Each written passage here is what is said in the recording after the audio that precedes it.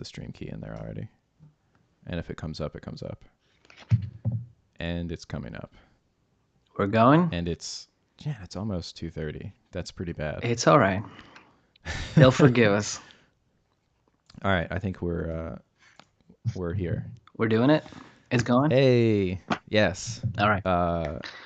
Hey, everybody. Sorry for the delay. I forgot to hit allow NDI source in Skype because it hasn't figured out yet that that's the only reason I use Skype, and every time it defaults to no. All right, there's 2 concurrent viewers, so if I could get a sound check, then that would be helpful because last time there was an echo. I'm pretty sure that we don't have the thing that caused the echo, but whatever. So, Leo, hey, welcome back to the show. What's up, man? How's it been? Pretty good. I'm ready to talk. Yeah, definitely. So we've got a full show here lined up. This might be a long stream. I hope you're I got milk and coffee here. Prepared. I got some chocolate next to me. Ready to talk. Damn. Oh, I should. Yeah, I was gonna say, dude, because every fucking time you stream, you're eating something. So I was gonna beat you to it, and I was gonna say, yeah, I got chocolate ready, man. Oh, that really sucks. I don't have anything super convenient to eat like that, but I went to Starbucks this morning, and I could have just grabbed like a thing of like chocolate covered espresso bean, like the stuff at the counter. But I didn't. So no, I ate like an hour ago though, so I should be good for a while. Okay. So I think our audio is good. So all right. The topics today are the Pottenger's Cats book. Did you browse through that? Give that a browserino. Got it right here. It's been a good 10 years since I've looked at this fucking thing. Yeah, and it's kind of, it was kind of great to look at it again, 10 years later with like fresher eyes. You know what I'm saying? Because you pick up on, many different things as, with all things. But yeah, it was quite interesting, to tell you the truth. Yeah. So are we dabbing on poly salads today? I don't know. Every day is a good day for that. I had this gym teacher in high school, and he was the most positive person, like one of the most positive people I've ever met. Genuine positive or like a fake positive? Like, Kyle, you can do it, man. No, like, he was genuine. He was like trainers. happy. He So he worked as a gym teacher, and then during the summers he was a lifeguard at the ocean. And He was like 40s or in his 50s or something. And he's like tan and lean. He was a runner, and he had like girlfriends that were like 25 all the time. Respect. And he would always, I'd see him in the hallway, and he'd be like, Kyle, like, and say hi, how are you doing? I'd be like, it's all right. And he'd be like, it's a good day to work. And that was like his tagline. So it's always a good day to dab on poly salads and these types of people. But actually, we're actually dabbing on someone else and another group of people. But first, we're going to intro with the Pottenger's Cats. So, sorry, I'm like glancing at the comments. I should kind of like strategically glance at the comments because it's not good for me to just like laugh at something that you're not looking at. Check it out and then go back. Check it out and go back. How we doing? So I have some notes, and it was funny. I was finishing the book. I didn't read every single word, and I hadn't read it before. I had it as a reference. Like I had it on my bookshelf to open up, and like in case I needed a specific reference. But I hadn't sat down and read it, which is different than the Warrior Diet book, because that I had read the entire thing. When I was getting into that idea of intermittent fasting and not eating in the morning kind of thing, and totally just 2 meals or 1 meal a day. Yeah, so to be honest, I read the whole thing before. This time I also just glanced it over, and I already had some like stuff highlighted and whatnot, and so. But I think we'll be able to keep up on the whole thing. I think we'll be all right. Yeah, so I was really interested. Well, first of all, less than half of the book is about cats. Like just right off the bat. It's pretty quick, right? Yeah. Yeah, and the cats part is more scientific. It kind of starts off with some pretty scientific language about studies that they did on raising cats with different diets. And then a little bit of discussion, but it's very results heavy. Then about 40% at the most of the book is that, maybe even a third, and then it switches over to human studies, and but mostly clinical, so not like large controlled, but like having somebody come into their clinic. And I didn't happen to look up the nature of his clinic. I don't know if it, because Weston Price had stuff like that too in his book where he oh all right, now OBS says reconnection successful. This is like really depressing. Last week I was messing with my router and I couldn't get to the settings. It looks like it's still not. Okay, it looks like we're back on YouTube. Freaking great. Yeah. Are people saying we're there? Ask them. I'm sorry. There, let us know. We're back. I was going to reset the settings on my router last weekend, and it was like the weekend, and it was like 9 or 10 o'clock. And my neighbors, they use the same internet connection as me. Like, I kind of share a property. And so I was being nice and not like turning everything, like the internet, off at sort of a time when most people are probably using it, like 9 p.m. on a Saturday night, And I was like, all right, I'm going to do this because I usually stay up late. I'll do it like late. And then I just forgot, and then it became the week. And so I don't know, my router has just been doing this thing where it'll just lose connection for a second. Which is no problem if you're browsing the internet, because it's just like, oh, the screen's not loading. Oh, now it is. But if you're doing something like streaming where everything just stops, that's a different story. Well, we'll pray for the best here. Yeah, because there's literally nothing I can do about it. Fuck it. Let's go for it. All right. Okay. Pottenger's cat, sir. So, yeah. Bring us back. So the book switches over to human nutrition and gets into kind of a Weston Price thing where he has some type of clinic where he helps, sort of helps people. And then the book actually gets progressively more interesting, because the cat stuff is like dry data, and it's like interesting enough in the sense that you can just read it. But then he gets more and more speculative about nutrition in general. So that the last chapters are sort of like his whole thing about nutrition. Yeah, he goes on all kinds of stuff, like prenatal stuff, all kinds of stuff, right? Navy bean experiment. Remember that one? Yeah. That's the weirdest one. That's the weirdest one. Yes. So, okay. Well, so the beginning of my notes here, he's the main model for the cats is he's got a diet that's 2/3 meat and 1/3 milk. And he does kind of a crossover experiment where either the meat is raw. So there's the raw food groups where both are always raw, and they also have cod liver oil. And either the meat is cooked or the milk is cooked in the cooked experiment groups. So it's like a mix. And then he just goes through a bunch of different variations of those experiments. And basically the cats on the cooked food, whether it's cooked meat or cooked milk, as in pasteurized, they don't do very well. And basically after 3 generations, they're doing very badly and kind of failing to breed. Like, yeah. So one of the first things that occurred to me is the 3 generations thing is also the amount of generations that epigenetics works on. And I don't think that's a coincidence. So like if you have germ cells for like the gametes that you have that will produce, a viable, like fertilized ovum, have a germ cell line. So like you kind of have your grandchildren going on, like on a certain level already. So in other words, the effects of epigenetics seem to be 3 generations, like, of.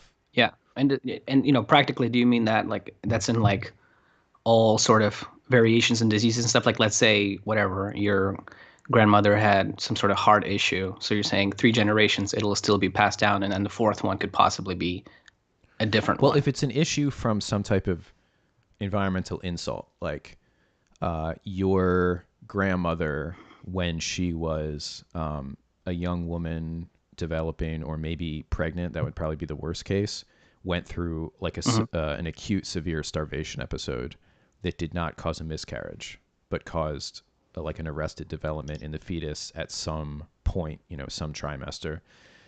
The effects of that would probably be seen, in that child in some way. And the general theory is that it's whatever organ happens to be developing at that time, like if it's the heart or whatever. And then also the epigenetic effect would be mostly the methylation of certain genes. So it'll, the germline or the fetus will sort of react by saying, okay, like we're going to suppress some of these genes because we're in like this really starvation environment, and that will have effects. And that happens in the germline of like 2 generations perspective. Okay, makes sense. So for, so if you went through a really, really bad environmental thing that caused an epigenetic change, you should see that in your grandchildren. Anyway. And that's what happened with the cats, right? Seems when you got to the 3rd generation, they got progressively worse and worse, right? Yeah, it's just interesting that it's 3 generations that they got progressively worse each time. So it's almost like the epigenetic changes and then the organ development changes added up. So that was the first thing I noticed. The second thing, this is obviously not sort of true in the sense like at this point in time, cats and other animals too, domesticated animals, they live on a lot of cooked food, and even cooked food that's like kind of suboptimal, like cats being fed grain in their feed a little bit, which is just really not even, I mean, for dogs, it's a little bit more like omnivorous, like. Yeah, but there's just no need to feed your cats fucking wheat, which is found in like even the organic whatever cat feed and stuff like that. It's just there. It's like wheat germ and all kinds of weird stuff, and they put it in there, make it sound like it's, top of the line, the best. We're serving your cats sprouted organic brown rice, and it's like, what the fuck? Yeah. So that's definitely not optimal, and it probably makes cats like a little fatter, like house cats, and maybe die a little bit earlier or like get some type of, metabolic disease or something. But it doesn't really seem to do this stuff. Like cats seem to be, I mean, I don't have like a cat mill, and I've never seen one, but I imagine, I guess they don't really have those the same way as puppy mills, but I'm sure somebody's out there breeding cats. But I have bred mice, and they were on totally processed food, totally controlled, generation after generation, and yeah, and an environment which is very, not real to what they would be in if they weren't in that environment. Yeah, right? yeah, they're in a cage. It's like, yeah. So my kind of overall take right off the bat is it seems like what's going on here, because this book was published in the 60s, but a lot of the research was done in like the 30s. He talks later on about just the discovery of synthetic vitamins. So I think what happened, and this is kind of what happened, I think, in the Weston Price data set, is that there was this period of time when processed food kind of took over in the industrialized Western countries, in Western Europe mostly, and like the Anglosphere, the Americas, Australia. And they didn't know about vitamins, and they certainly didn't know about all of them, and they didn't know about like which ones, like how much does this vitamin get destroyed by this process of heating, of making canned vegetables, for example. And so people were switching to a really large portion of their calories from these foods, and there was just no such thing as like vitamin supplements. And even if there were, there was probably a lot of confusion about what made them, for lack of a better word, bioavailable. Oh, snap. He said it. And so So anyway, I think there was this time period where, yeah, if you don't have access to any kind of supplemental stuff, if you have to get 100% of your nutrition from food, and you're consuming like heat processed, maybe like harshly processed, Hmm. uh, and especially I guess if you're a cat, especially, you're gonna have these issues. But it doesn't really seem, it seems like you can feed cats like cooked food Right. generation after generation, and they'll survive because Right, because even like there was no group that got raw milk, raw meat, and evaporated milk, and or condensed milk. There was just groups that were put on only one thing at a time, right?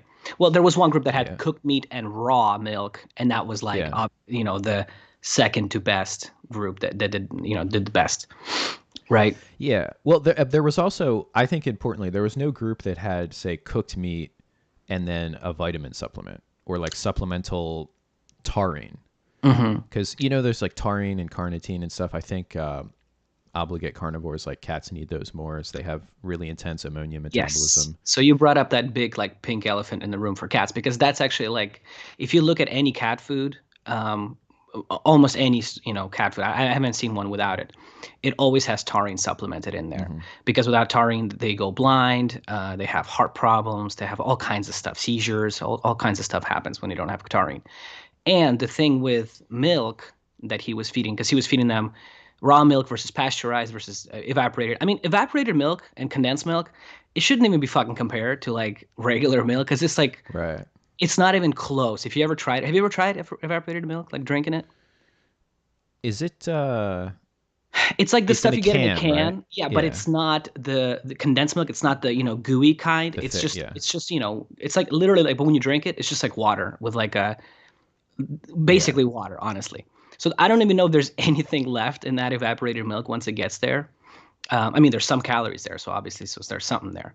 But Yeah. anyway, yeah. So when you pasteurize milk, and I started, googling around and looking at stuff, and yeah, when you pasteurize milk, a lot, like a significant amount of taurine is lost, Hmm. and not just a very small, like a very substantial amount. And they did these studies in cheese also, and the same thing happens in cheese. Now cheese keeps a little bit more of it, but it's still a very like large portion of taurine is lost through pasteurization. Right.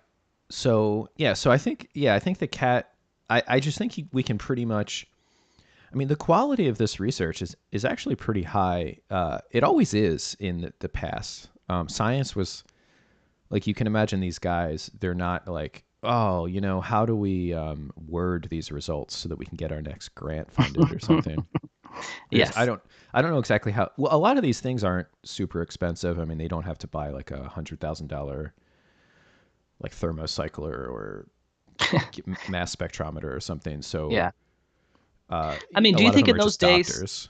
Yeah, I was gonna say, do you think in those days those guys were just doing it just because they were interested in it? I mean, it seems like that's mostly what was happening, right? Versus now, where, like you said, they're doing it for grants or for Mhm. research, quote unquote, or whatever, to get published, right? Because that's like such a big um, motivator these days, right? To get published and to be out there. Right. Yeah. I mean, the field, the career of being a scientist, except in a few circumstances, is almost unrelated to what it would have been 100 years ago. Like Hmm. if this was 1921, the just the lifestyle and kind of like just the texture of the career. It's kind of like if you were a farmer 500 years ago versus today. It's like not really related. It's like that's not really the same job. Not even close. Uh, We'd all be doing, heroin and shit, and just hanging out and doing coke, speedballs and stuff. Have you ever seen that show, The Nick, with no. Owen? What's his name? No. Oh, it's pretty cool. It starts out with him. He's in like in a what do you call it? A place where prostitutes are. What do you call that place? What's the word for that I'm looking for? Flophouse? No, not a flop house. Come on, give me A something. brothel? You know that brothel. Brothel. That's the word. Flop house. Who the fuck? No, Flop that's a, house. that's that's a term. That's a term? Yeah, Flop house? Is yeah. it like flop? No, it's like a flop house is like an old timey crack house. It's like before crack houses were crack houses. like places where people would do drugs and prostitutes would like really low class people, and there'd be people passed out from like some kind of opiate. That would be a flop house. Wow, this is good. This is good. Okay, so he's in a flop house, and yeah, and then he has to get to work, and he gets in like a carriage, and like in New York City, which back then that was the taxis, Yeah. and he just pulls out a little syringe, shoots up a little speedball, and just leans back, and he looks so fucking cool, And that's, I mean, but that's what doctors were doing back then, man. It's very true. Sherlock Holmes, if you read the original, I read like the entire works of Conan Wow. Doyle, of the Sherlock Holmes. They're really good. I mean, some of them are kind of less like exciting, but and then eventually there's a storyline that kind of, at first there's like serialized, and then they're kind of more. It's also super Anglophilic, so if you kind of have Yeah. like an opinion on World War One or something that isn't like the Mhm. English were like blameless, then it's I might still have the books somewhere here. It translated in Russian. They were really big in Russia, believe it or ah. not. My brother read them. I haven't read them, so but I know kind of some of the story. But Yeah, so yeah, it's Sherlock pretty cool. Holmes was always using cocaine. Like it's not even love that. controversial. Like what's controversial is when he I don't know if he smokes opium or he just pretend, like, cuz he does a lot of costuming to do undercover he's a detective, so he will dress up Hmm. like the colloquial, now this is not what I would call it, but back in those times they would say Chinaman in Whoa, whoa. in an opium den or something, because apparently in London, that's if you Yeah. needed information about like a crime that involved or even was done to Chinese people. Even back then they were trying to stop Asian hate. So it's been a long road. Hashtag. Yeah. Hmm. And so he would dress up in like a like or he would call it like a Mandarin. Yeah, I'm dressed up like a Mm. Mandarin. And he would have like an opium pipe or something. And that was a little Hmm. like, there was kind of a suggestion that that was a little seedy, but the cocaine was just like totally above board. Like this Oh, is I it love was that. coffee. It was essentially like people talk about coffee. Wake up, have some eggs, shot of cocaine, and then go about your Yes, day. absolutely. I love that. Yeah. So Um, medicine has changed quite a bit, hasn't it? it has, yeah. It's that's actually that's such a big topic. I don't even want to. That All that right. deserves like its Don't own mean to steer you stream. away. But yeah, medicine has definitely taken, maybe not the entirety, but it's sort of taken over the role of like the clergy, would be like the medical, and with their Hallelujah. access and like monopoly on medicine and kind of control of death, Oh yeah. it's sort of, like they perform like the last rites at the Hmm. hospital, like trying to save you with like Hmm. devices and stuff. Yeah, that's true, man. It could be a whole stream on itself. Maybe one of these days we'll do that. That'd be good. So, so what were we talking about as far as Pottinger's cats? That Well, I was mentioning that back at this time, this wild, cocaine doctor time, mhm. there was this transition towards industrial, like an industrial food system, and they didn't know about what essential nutrients, whether for humans or pets, and at different levels and stuff, are being lost in this type of processing, that type of processing, yada yada yada, and farming practices as well, like using fertilizers and stuff, or feeding cows and other grazing animals like older stuff and less grass feeding. It's just all the stuff that like the ancestral type people or whatever would say is bad. That was getting rolled out in the 20th century, Mhm. and there was no concomitant like, oh, okay, so we analyzed food after this process and noticed that like half of the vitamin A is lost in this process, so we're going to go ahead and try to replace that. There was none of that, so there was this whole rash of like problems, that people that would just be subsisting on large amounts of those food. And I think that's Right. essentially what he was showing. That's essentially what Weston Price was showing. Not that, cooked food or whatever is like that cats can't survive on cooked food or Yeah. anybody. But that is what that suggests to the random layman person, right? It's like it seems like food that's been de quote unquote natured, that's what's bad, and I shouldn't eat that because it's been Mhm. processed quote unquote again. And yeah, that's what it seems like to. I mean, that's what it seemed like to me when I read the book first time 10 years ago. You know what I'm saying? Like, it was like, okay, so I should just eat raw meat, and don't cook anything because everything gets lost. And like you said, they don't know. He didn't know all the stuff that's lost in it back then. He did Hmm. suggest though that I don't know, I don't remember where, but somewhere he says that there may be a protein factor missing when the milk is pasteurized. So he was probably onto taurine, or I mean today that's what it seems like that's what he was onto. Yeah, definitely, definitely. Yeah, and I think Weston Price sort of predicted vitamin K because he was Hmm. talking about a fat soluble vitamin that Yeah, was that's present, right. Oh you yeah, I know. remember that. That's right. Yeah. Hmm. Hmm. And Hmm. he said, when cows, you can tell when the butter is yellow because they're eating fresh grass, which has more carotenoids that make it into the color of the butter, Yeah. that, these problems that people would have with like skeletal development, mostly craniofacial, Hmm. it was Now, was is his that thing. true? Is that true? Like, when you buy Kerrygolds, it's so fucking yellow. And when you buy other butters, even the organic grass-fed butters, they're just not as yellow. Is that what you think is really happening there? Or is there something else to it too? Because, that Kerrygolds is from Ireland, right? Maybe something to do with the pastures there and the cows there, yada, yada, yada.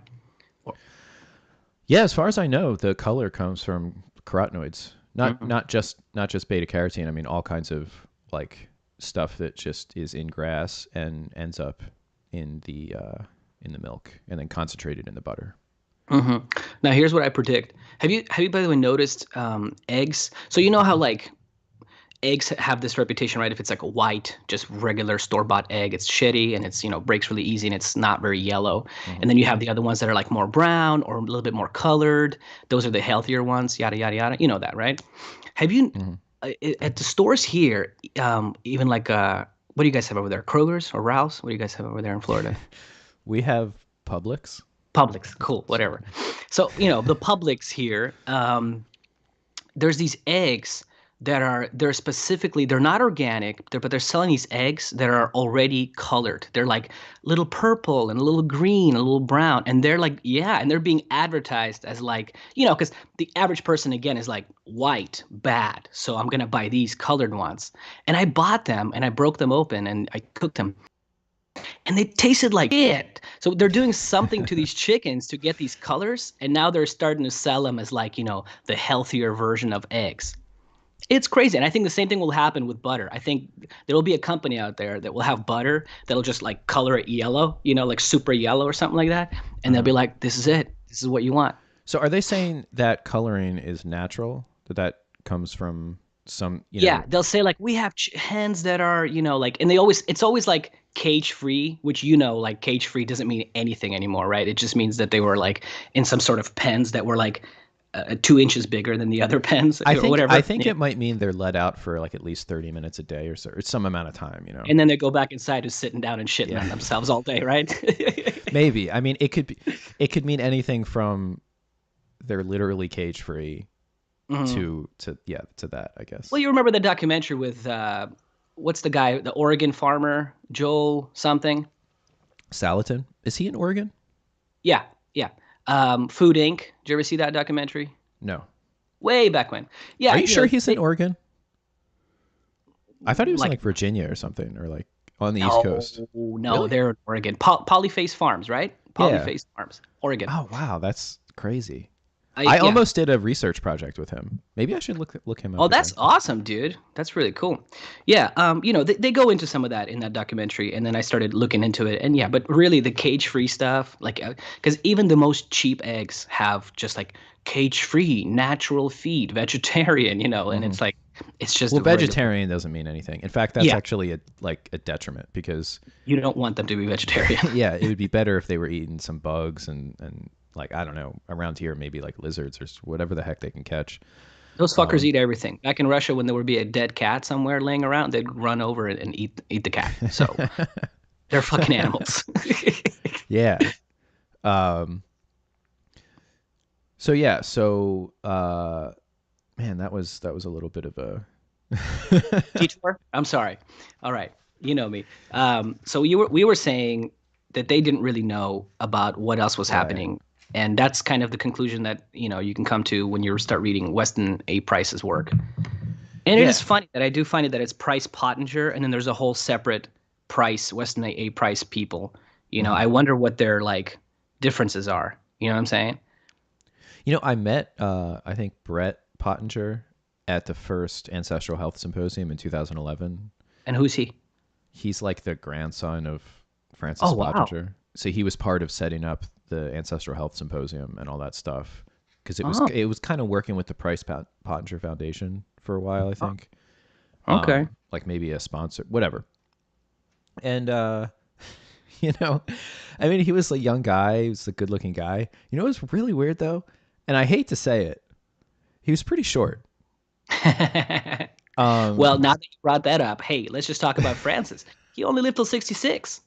All knowing all that stuff, all the oh, diet speaking of recommendations. that, I'm I gonna mean, I mean, 66 is not horrible, but it's not yeah. like 86, right? Like 86 would be like, okay, cool, but like 66, you know, what's happening? Live stream, Uh oh, did it just freeze? uh, not on my end. Oh, Ask the people if the people are still there. um, I was just gonna add maybe. Oh yeah, it looks like. God damn it! It looks like. What happened? Um, it looks Lost like us again? it just cut out on the YouTube Oh uh no. thing for a little bit, but it looks like it's back. Oh, I was gonna try to add a window. Yeah. Okay. I messed something up because all right. So maybe I'm actually not. All right. You know what? Since I'm having some technical issues, I had wanted to share a couple things. One was just a picture of Pottinger, just for fun. hmm.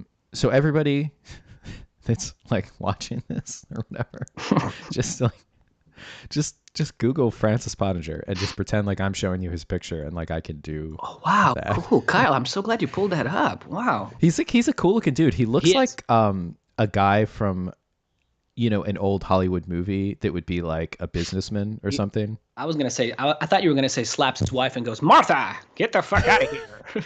well, well, yeah. And also like, but that's not his identity. That's just like he's a businessman. That's like his character, but like just yeah. Also he's a normal man of that time period. Yes, Uh, got a cool stash and all. he did, yeah. He Hmm. actually had sort of my haircut. He had like the buzzed side, at least in the picture on Wikipedia, and he has kind of curly on the top, and a little actually basically the length I have. That's weird. I didn't notice that. And then dude, he has like a Hitler mustache. Yeah, a little. He I was has, just. That's what I was. yeah, he A has little the there. Yeah, full thing yeah, actually. yeah. He would be listening to Modest Mouse if he lived today. You know what I'm saying? Well, anyway, I didn't pick up on that because he's kind of portly, so it doesn't present like a like an NSDAP style, Hmm. but it basically is his seems to be his grooming style. I'm pulling him So up. anyway, I have a lot of notes here. Oh, the other thing is I shared this on Instagram, but there's a little thing about vitamin D, and in particular, he was killing cats left and right with something called metabolized vitamin D milk, which is when vitamin D2 is added. That's the one from yeast, right? Is that the one? Yeah. Yeah. Hmm. So just Irritated yeast. Am I right? yeah, so Okay. just calciferol. Mhm. Yeah. Um Also, what was interesting, I wanted to look into this more, but this would involve a lot of like steroid response element sort of genetic and like vitamin D stuff, but it killed male cats. Hmm. It really messed up male cats to be fed this the vitamin D2, and it did not really kill female cats. They didn't do as well, you know, but Now, why is that? Why would you think that happened? my guess from a molecular, because I have a background in like steroid molecular biology from my, because that's actually what my advisor was doing, Hmm. and there's a lot of genes that get activated by estrogen or testosterone or whatever, and vitamin D is a steroid, Hmm. so in the sense that it has a similar response element to steroids. I mean, it's made from cholesterol. It has all of the characteristics of a steroid. And so I'm guessing that because cats are obligate carnivores, they would probably require like maybe the vitamin D, because you know how they talk about B12 analog Hmm. from like chlorella or whatever, or the different algae. Not only does it not work as B12 for humans, but it actually blocks. And it So sucks. it'll I've make you tried it. B12 Hmm. deficient faster than just not taking anything. Hmm. I think something like that might be happening in these cats where they can't make cholecalciferol from calciferol. Now Hmm. this is I might be lying right now, and I would have to check like their enzyme, whether they have like those enzymes at a like the expression of them normally, and what their like steroid response elements are like. But I'm guessing that something from not getting D3 but instead getting D2 is Hmm. blocking their vitamin D signaling in total, and that it has something to do. Something is kind of like the animals that have estrogen are maybe expressing some of those proteins that the male animals aren't, that are just vitamin D dependent. Hmm. Because Uh, this was all happening while he was also giving them cod liver oil, which has vitamin D, right? And that didn't affect them. I think for this particular one, he didn't give them any natural vitamin D because he really wanted to like Oh, tell okay. the So he difference. didn't, because I was gonna say this guy with the cod liver oil. Well, that comes from from the Western A price thing, right? Mm-hmm. Because it was like cod liver oil was like what gluconeogenesis is like to the carnivores. It's just like it wasn't everywhere. He would just put like this diet, kiwis, oranges, and cod liver oil, and it would just be like Mm-hmm. cod liver oil on everything. So anyway, so I don't remember that part that you were talking about. So he actually gave them only Well, the maybe is it not. It doesn't really okay? make a difference because they should be producing some vitamin D anyway if they're outside. Mm-hmm. I mean, maybe not that much, like compared to humans, but I guess they just have a different relationship, and there has to be something related to steroids because the females, didn't have the problem like the males did, and yeah, the males got really severe rickets. So that's Right. interesting, and I think yeah, vitamin D2. Just like my take on the great vitamin D wars. Yes, I was gonna ask you that seriously. So what's your take, man? Yeah, just don't don't mess with vitamin D2, and I guess if you're in a place that you can't get adequate sunshine, maybe Hmm. take D3 or something during those But so months. D3 you're okay with people messing with? Because I don't think anybody really messes with D2 anymore, or do they? Because Well, vegetarians oh and my God, of people course. that don't know any better. Hmm. Now, I don't know. Um,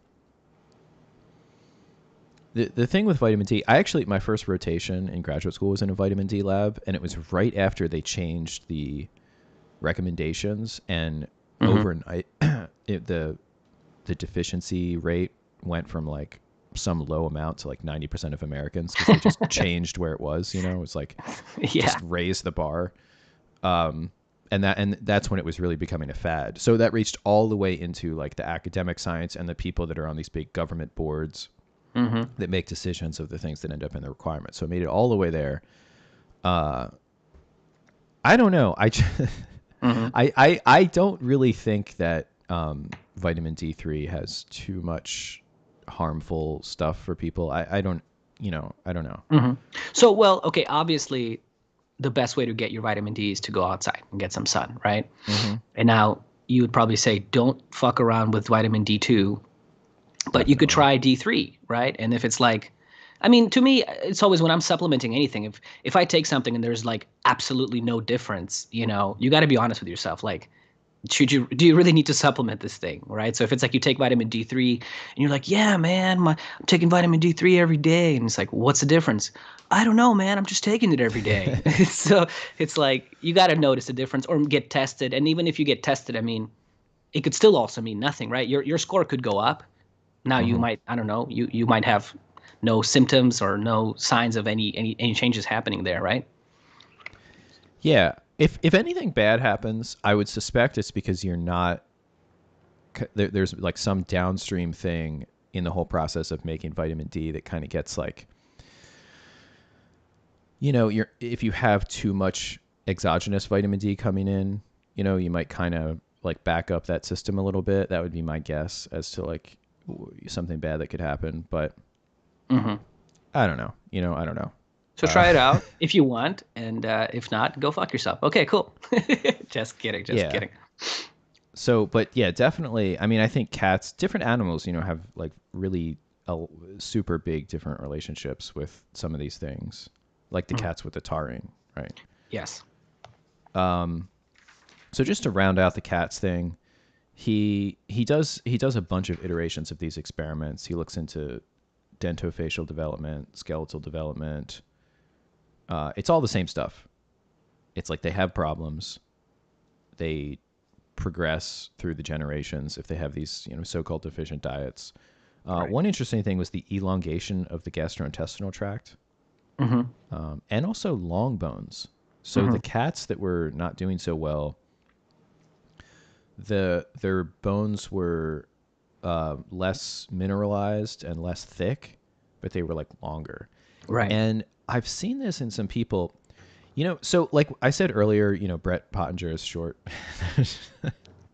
But the thing with height is there's people that are tall and they are just kind of tall people and their proportions are kind of similar.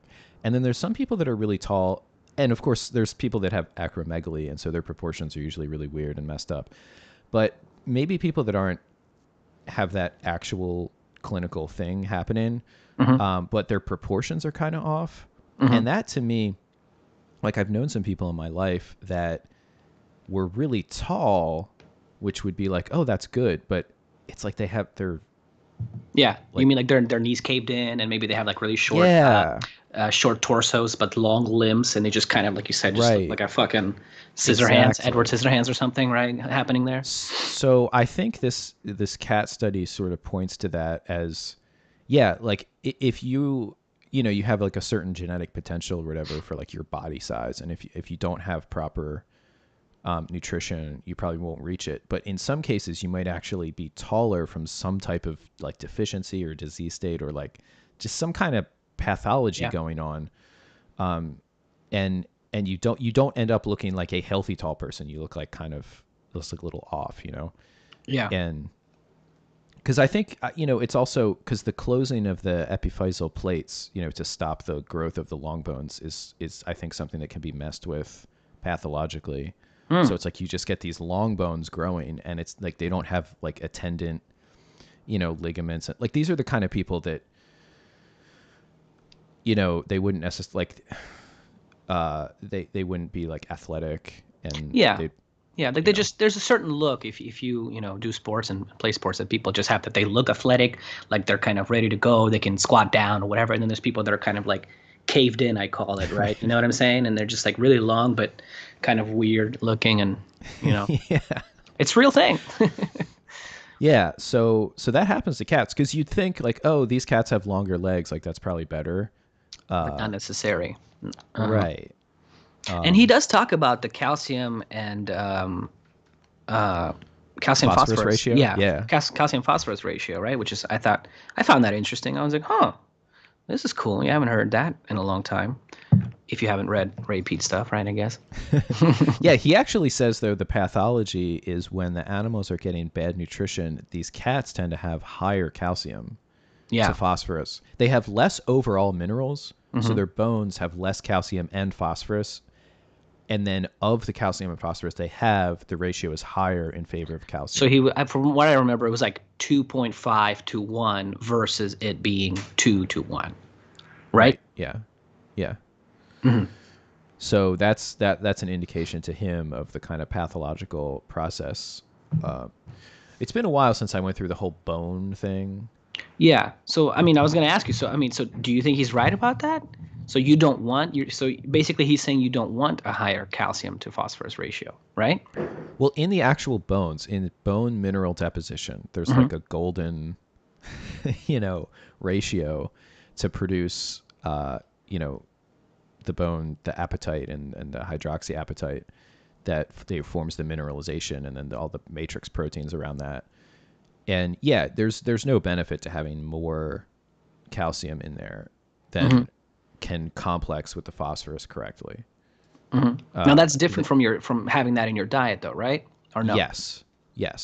So we pretty much always, especially as humans, and our diet, we pretty much always have enough phosphorus to lay down bone.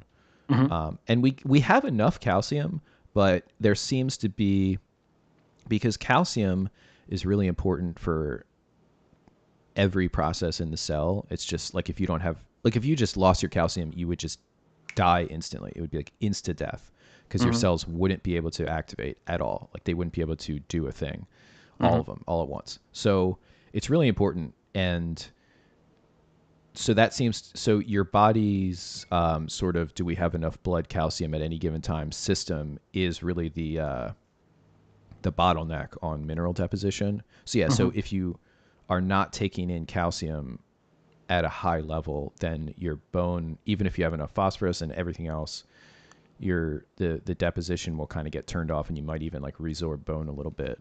Now, do you think like the whole bioavailable thing that you brought up earlier? So do you think it's true? Like, let's say if you're vegan and you're only getting your calcium from, well, fruits and vegetables. I mean, do you think you can get enough? Or, I mean, well, do you think you can? Is a bad question. I guess what I'm asking is, like, do you have to eat an exorbitant amount of that stuff to really get like a good quality and a good amount of calcium in your diet? Or are you kind of okay if you just have, like your 3 servings of fruit, 3 servings of vegetables a day, let's say? Well, if you're vegan, then you're going to have a problem with the vitamin D and the vitamin K stuff, So, because vitamin D is necessary for absorption in the gut of calcium.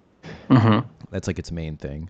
And that's its main thing in like the medical, like what's going to happen to you if you have chronic, vitamin D deficiency, is you're going to have problems with calcium, and it doesn't matter. It's because you can't absorb it very well.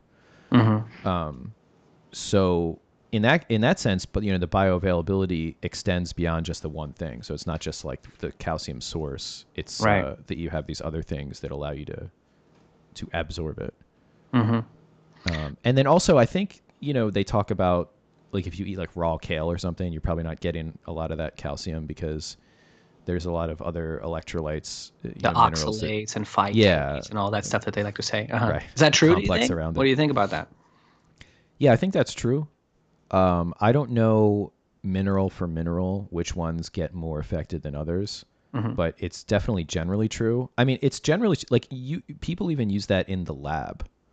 Like, there's a synthetic amino acid, EDTA, that mimics that chelating process of the phytates. It has the same electrical properties, kind of, and people use that in the lab. Like, if there's a protein and it's an iron bound protein to do its action, or copper or whatever, and it doesn't, and the mineral that's in there, the metal, isn't like super in there, like jammed in there. It's kind of in there, and it's open to the solvent. You can pull that out.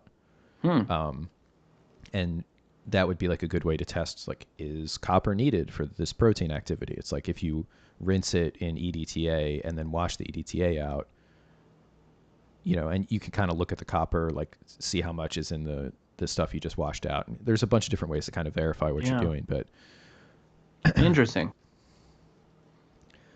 So bioavailability, it's I think it's a pretty cool concept, but I think it gets a little lost in just like, that's not natural, so it's not bioavailable. Right. Of course. Of course, because you could cook your and I think even Ray Peat recommends it sometimes, right? Like, cook your veggies and then drink that water, and so you could get enough, right? I mean, who the fuck's gonna do that? Oh, Jesus. People be doing that. That's No. really popular with people that use pressure cookers. Oh no. That was a thing. Like, before the green smoothie thing, there was a thing in vegetarian communities where people would take the really intense greens like kale and whatever, and pressure cook them. No. And drink the water left over from the pressure cooking. It tastes like urine. I've tried it before. I mean, Jesus. Does it? I've never. Not urine. Could you just use it as a soup base? Like, use that, like, make a soup. So just make a soup. You would add water. You can do that. No, I mean, like, take the water specifically and use it. Like, use that as your vegetable stock or whatever. Yeah. Yeah. Yeah, sure. Wasn't there a part in wasn't there a part in Pottinger's book where he says don't use pressure cookers, by the way? Do you remember? Did you get to that part? Or is that just me? In Pottinger's book, don't use. Mhm. I missed that part. I'm not. I wouldn't be surprised. Here we go. Here we go. Cook in stainless steel, ironware, or glass. Do not use pressure cookers. He doesn't give a fucking reason why, though. So Well, this it is destroys the fresh factors. so there we go. This is He very uses that. important. It's funny how there's words that are still used, Hmm. and then like there's literally no usage of the term like fresh factor, which I think it's out of fashion for obvious reasons. Like it's not very technical, and I guess in a certain level it's better to be specific about what's actually being lost, in this or that process. But I feel like there should be a connection to the older literature where if somebody's talking about, like, if you had a paper and you were like doing some like food science project and you were like, how much vitamin whatever is lost in the processing of this food to make it to the store. Yeah. It'd be cool if you cited something like this and talked about how, like, oh, this was kind of looked into and referred to as the fresh factors and blah, blah, Yeah. blah. But there's But such that a, doesn't happen these days. These days, it's like, oh, anything that was done before, I don't know, 2011, it's fucking old science, and those people, they believe in like aliens and or whatever. They're just like they don't know anything about today. I don't think that's actually because if you tell someone like I've had this many times happen to me when I'm talking to somebody and I'm like, yeah, there was this one study that said this, and they're like, what year was that study? And I was like oh, yeah. 1973, and they're like, you know what I mean? Like they laugh. It's like, oh my God, because that science was all bad, and that was the Martha, time, so they don't know anything. Yeah. Yeah, that's actually a good point for the second topic, but where people talking about science and having these kind of like these Hmm. takes about so but so I want to round out, just finish the human part of the book. Hmm. I don't have as many notes for that, but I have a bunch of bookmarks Hmm. because he starts really spitting, and it's Mom first of spaghetti. all, we Yes. we can we can have a game with the audience where, so it switches over and then the first thing he has is a picture. I hope this isn't like, so it's a picture of basically nude youths, just the back, so it's just like four from the neck to the feet, Oh, you're talking about, including can the you tell buttocks. from, yes, Yeah. which one are boys, which one are girls? That one? So by the way, I correctly identified all four. And he claims that this was given to physicians at the time, and only 20% of physicians identified it all four correctly. 30% of nurses and 50% of educators. Hmm. Did you happen to? Did you like do that? Did you try to guess and then look at the answers and see I if you mean, you got it can right? almost see it immediately. Like four is the one that stands out right away, right? Am I on the right page? 43? Is that the page you're talking Yeah. about? So I'm gonna show this, and I'm just gonna hope Okay, that so do that. I'm YouTube not gonna isn't say anything. like, Hmm. yeah. So No, it's butt. You should be fine. They do that on yeah. Instagram, even. Even.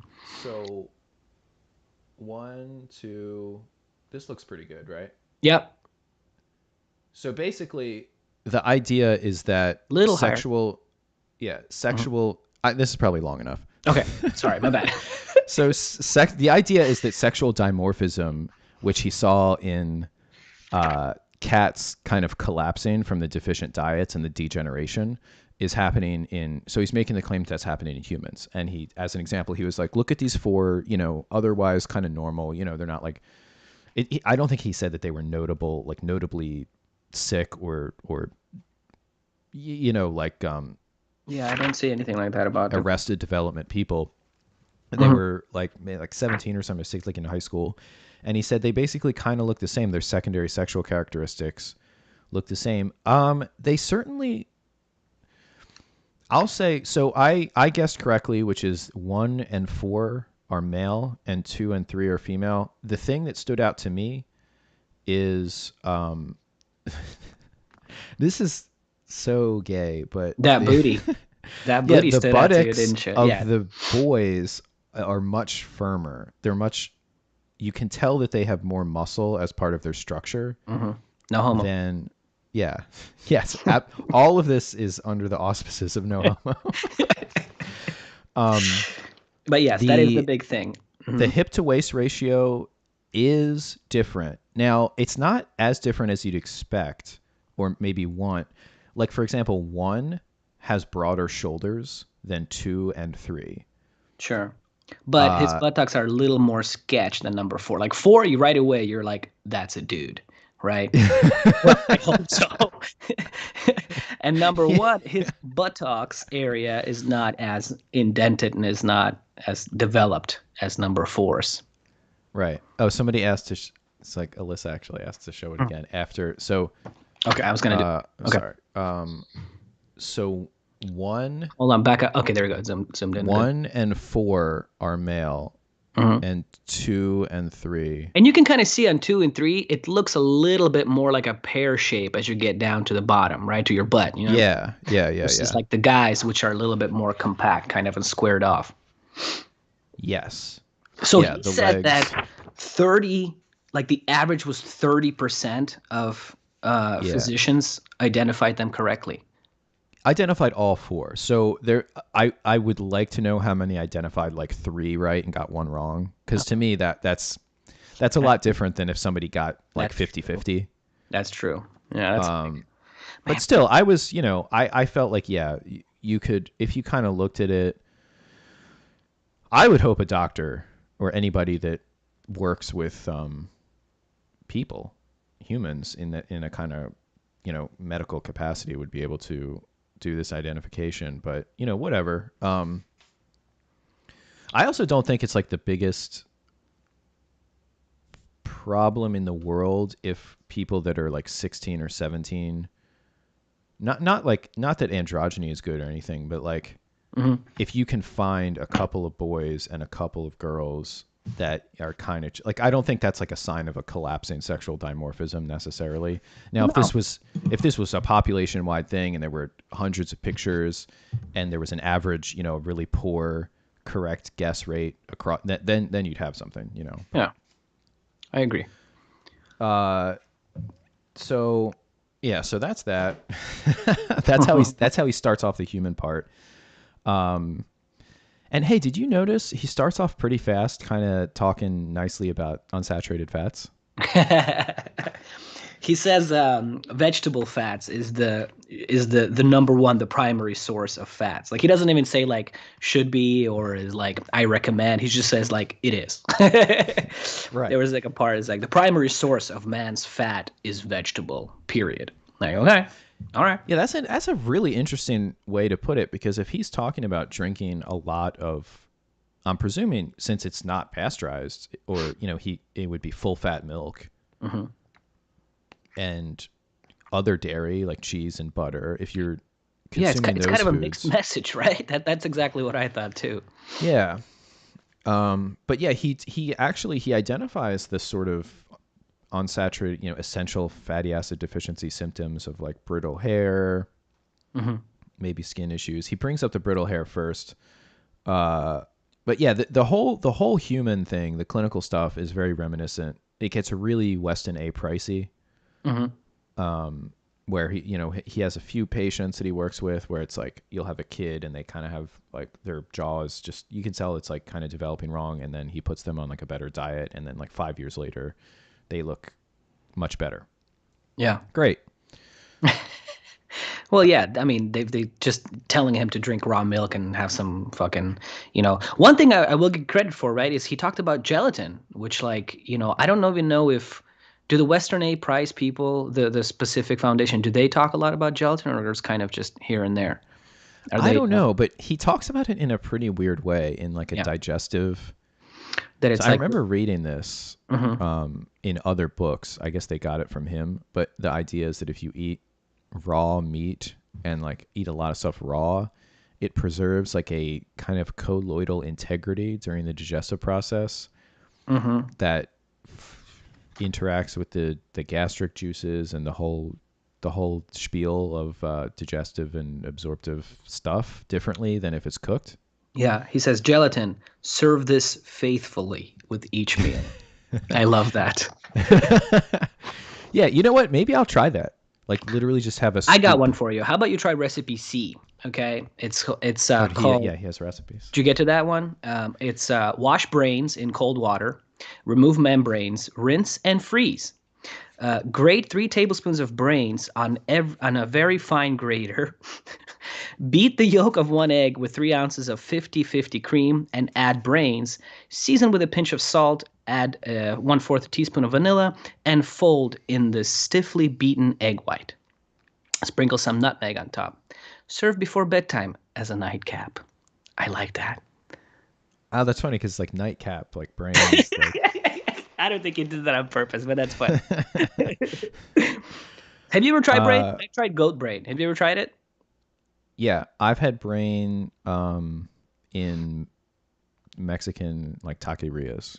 Oh, okay. Well, Mexican taquerias. Here's the thing with Mexican taquerias. It all tastes the same as that fucking whatever spices that they use. It all tastes the Yeah. same. It don't matter what It's it just a is. different texture. It's pretty Yeah, mushy compared to, it's not good. Come on. I am not like, hey, how about Polly Salads talking about how it's, just jumping it down, throwing it down there and just fucking enjoying it. It's not good.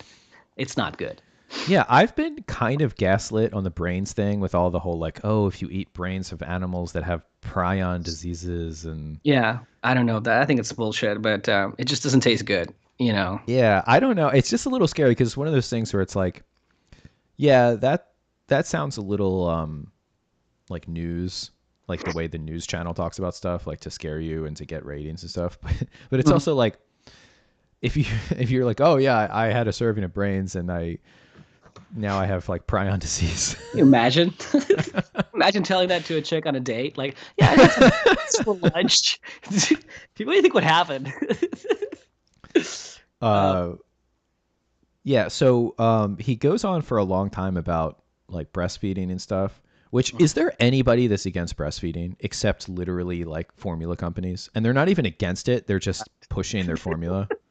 this is one of the most funny American cultural things that have happened. Like, because yeah, until I came here, I didn't know there's this thing of like, I'm gonna feed my baby with my boob out, and I'm a strong, independent woman because of that. It's like, yeah, I mean, is anybody like walked up to a lady and go, "Stop feeding your baby with your boob"? Like, what the fuck is it with these people that do that? They're just creating this like problem that doesn't exist. It's just the weirdest thing to me when I moved here because it's like, okay, like that's cool. Like, yeah, feed your baby. Like, you know, I'm okay. Yeah, well, something really happens in America with like the industrial food supply, and I guess it's related to probably like Anglican Puritanism and the industrial food capitalism and stuff that just kind of pushed the breastfeeding a little out of the culture here more than say like a European Catholic country. Yeah. Um, But it's not and that anybody is like like would tell you anything like stop feeding your baby yeah, with it your really seems like a thing for women to be like, I'm being so brave right now. yeah, yeah, And it's like a female movement to yeah. start breastfeeding again. It's like, oh, Fake what like female movement because again, yeah, nobody cares. Everybody's like, please do. That's what you're supposed to do. It's kind of normal. It's yeah. like, fuck, man. Yeah, that's just one thing. When I moved here, I was like, why are they saying that they're doing this thing which nobody's telling them not to do? Right. It's like it's an opportunity for like the women who would be church ladies and like judging people that don't go to church to like have their social thing like Oh my God. they're like breastfeeding ladies. Yeah, did you catch that period of time? Like people were posting on Facebook, back when just Facebook came out, I remember like they would post pictures of them like feeding their baby like somewhere outdoors. Like I'd be like, Okay, like cool." Like, you know, although they want to Yeah, comment like hashtag brave, right? Or like hashtag, right. yeah. Well, it's the reciprocal of the thing that like the I guess the fad against doing it because a lot of these housewives in the 50s they're like I guess it's like a status symbol to have formula because it was kind of expensive back then and there wasn't like subsidies and stuff for children's food. So if you could afford it, You and were, so it's almost like mm, it's just like kind of like coastal libtarded women virtue signaling across the generations, like signaling with the formula, and now they're signaling like, I'm not using the formula, but it's literally like they're signaling against the previous generation of women. It's very confusing. Oh man. So I mean, there is always like a random person. Well, because the thing is, you can do it in a way that's obnoxious. Like you can breastfeed intentionally in a way, like you can, if you want to start a social problem, you can like pick a place to sit down versus some other place in this. Like if you're in a park, like you can specifically pick a place and a way to do it that would kind of indicate to people you're almost socially challenging them to say something. It's like, what, you got a problem with this? And I'm sure there are people that will say something. Stand up and just start doing it. Like, what the fuck? Yeah, like just right next to somebody. Yeah. Like making eye contact or something. So, yeah, I think people are confusing that kind of a thing with like, it's a very hilarious cultural thing that I've noticed. But it's interesting that he says, he brings up how it's not just the breast milk, but also the sucking action. Oh, wait, I'm looking at the YouTube thing. It looks like it just froze. Nope, never mind. The suckling action is the oral exercise, if you will. Good for development. Good for facial development. Yeah, perhaps a lesson here. Yes. And raw milk, blah blah blah. Yeah, he's got the whole raw milk thing. Skeletal development. He makes a really good case that skeletal development and early life determines outcomes a lot farther down the line, like this kind of stuff where, you know, people have arthritis a lot in their like middle and late age. And I mean, if you just look at the anatomy and it's like, okay, if this bone is a little off or whatever, and then it's like the ligaments can't pull on the other bone the right way and blah blah blah blah blah blah, like you can't have proper muscle development and tone, you know, without the whole situation. I actually, it's not really, I don't know if it's like good form to just straight up read, but there were a couple passages that I put bookmarks in. Did you see the high cholesterol and other problems?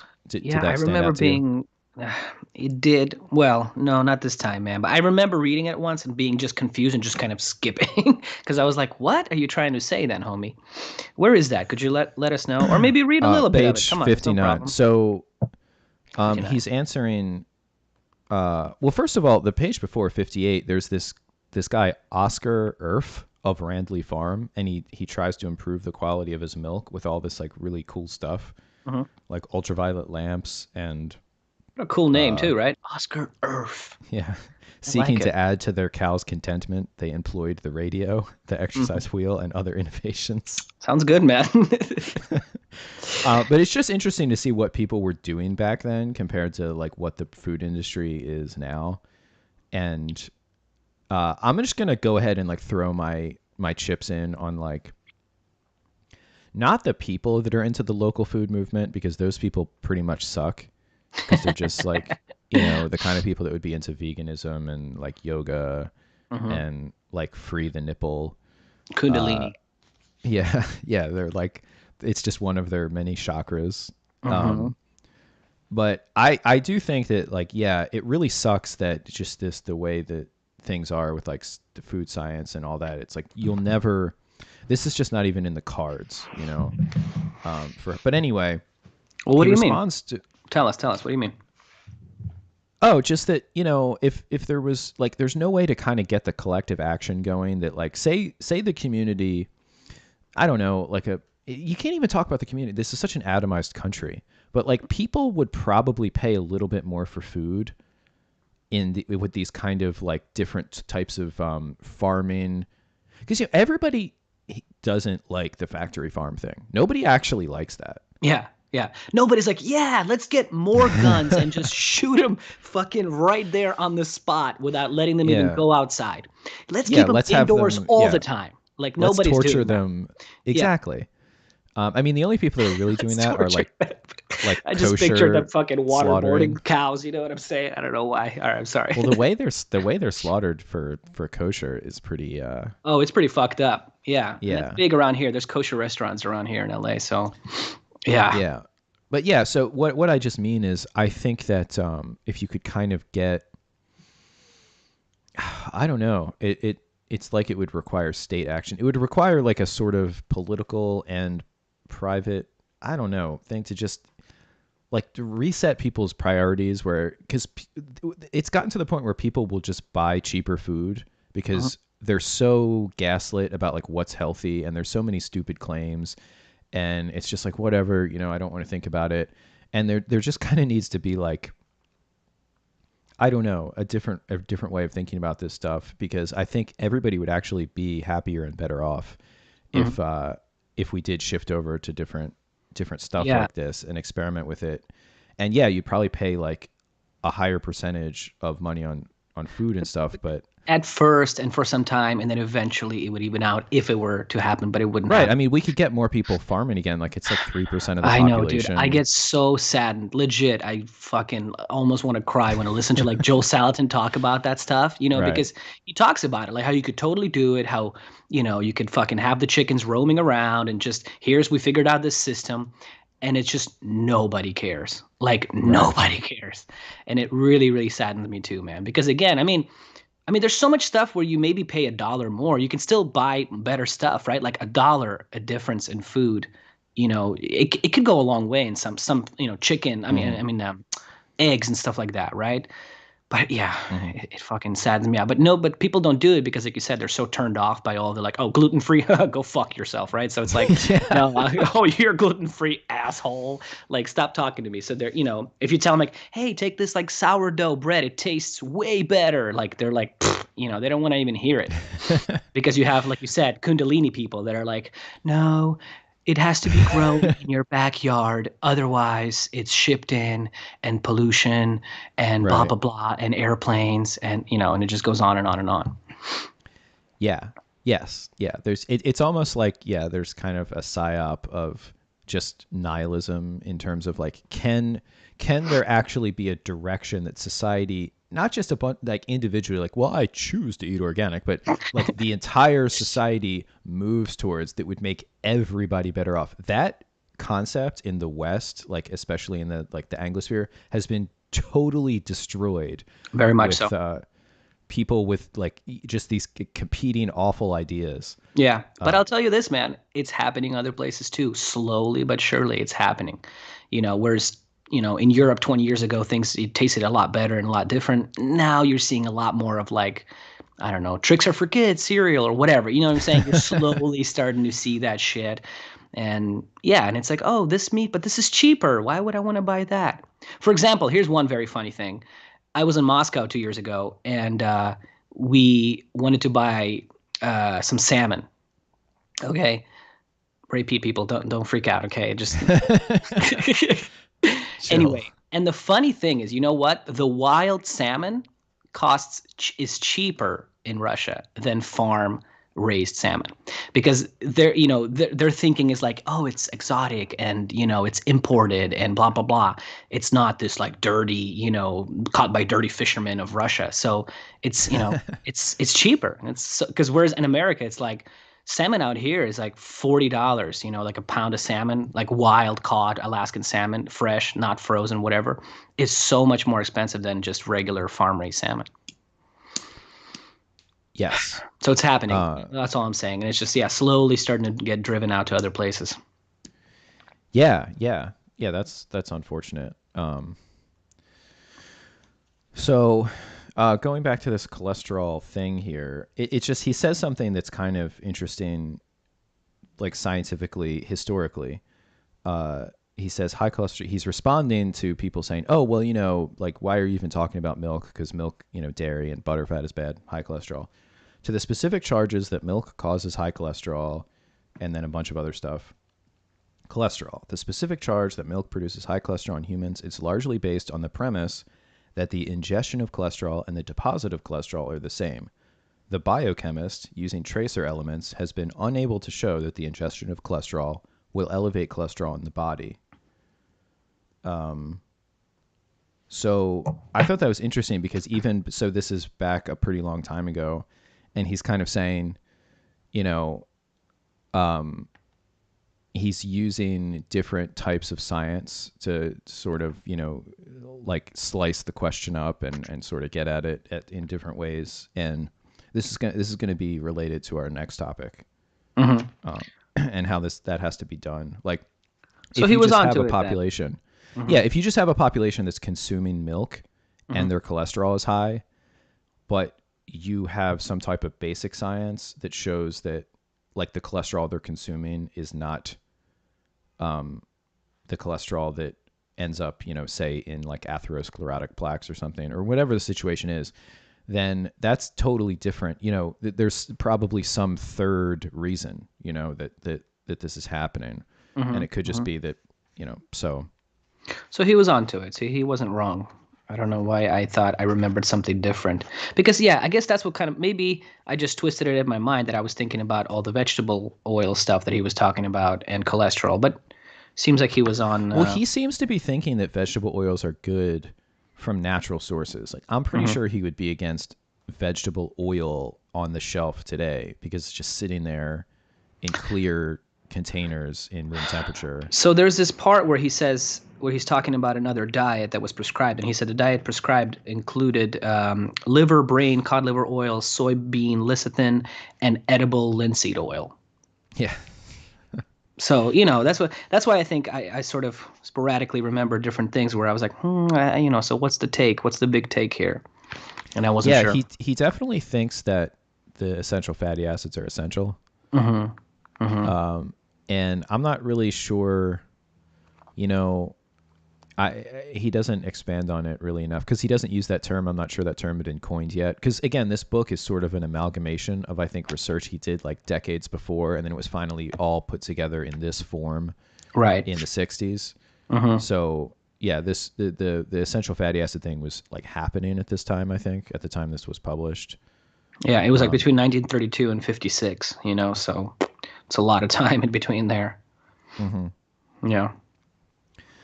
So then the next bookmark I had was chapter 14, Fad Diets and Optimum Nutrition. So even back in the 50s, let's see. There was fad diets already.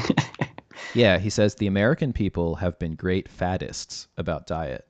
What may be a medical necessity for some frequently becomes a fad for others, not in need of treatment. So this immediately what jumped out is like the gluten thing. Yes. When I was a child, cod liver oil was considered essential, blah, blah, blah, blah, blah.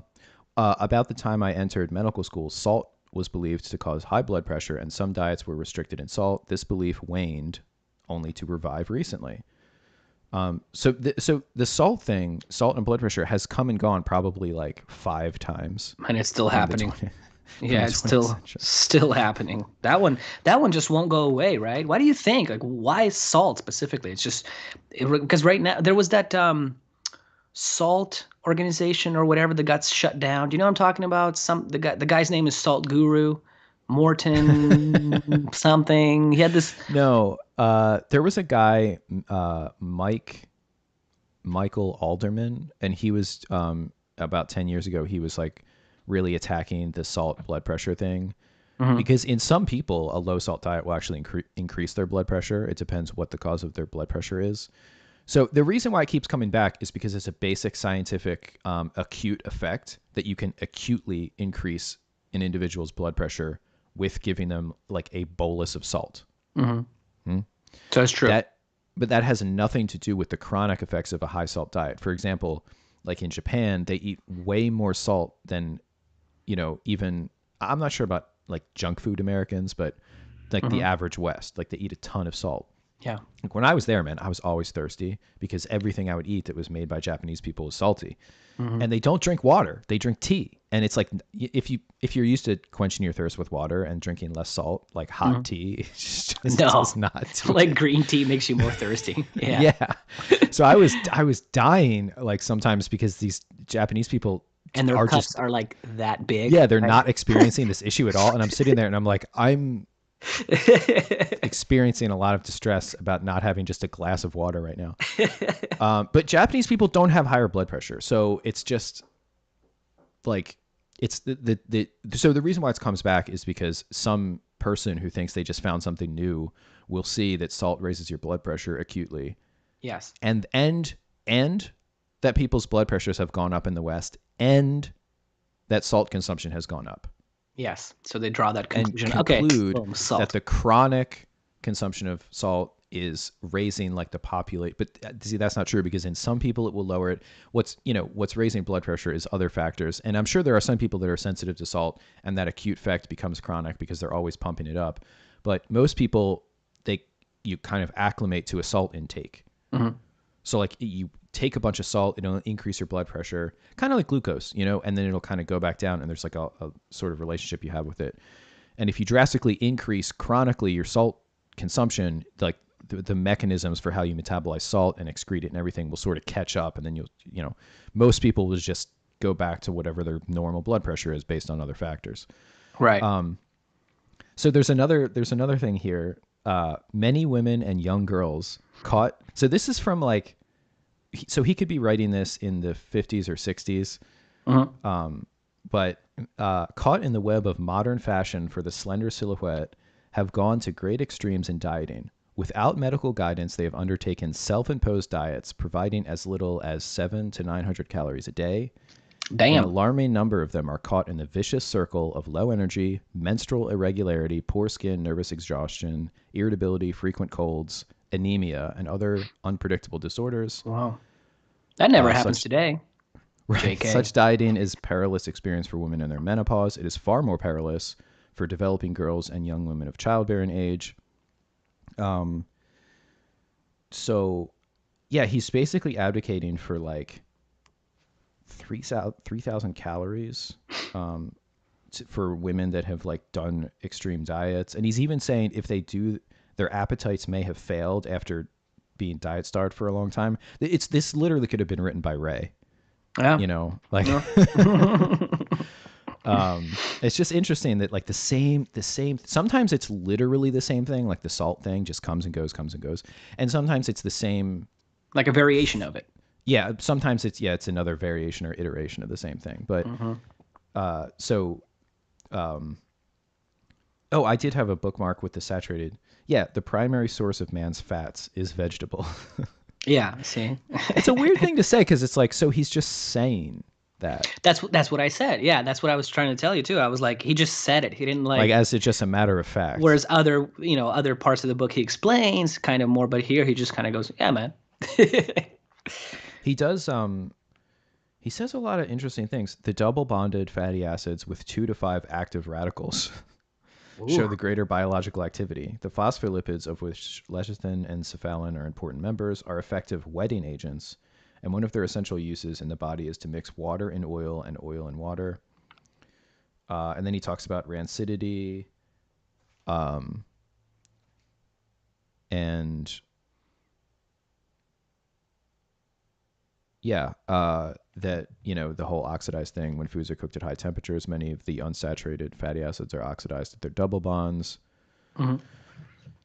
So it is kind of interesting. He seems to be into, I guess, what we could call like virgin plant oils, like plant oils that are, not heat processed and that are consumed quite fresh.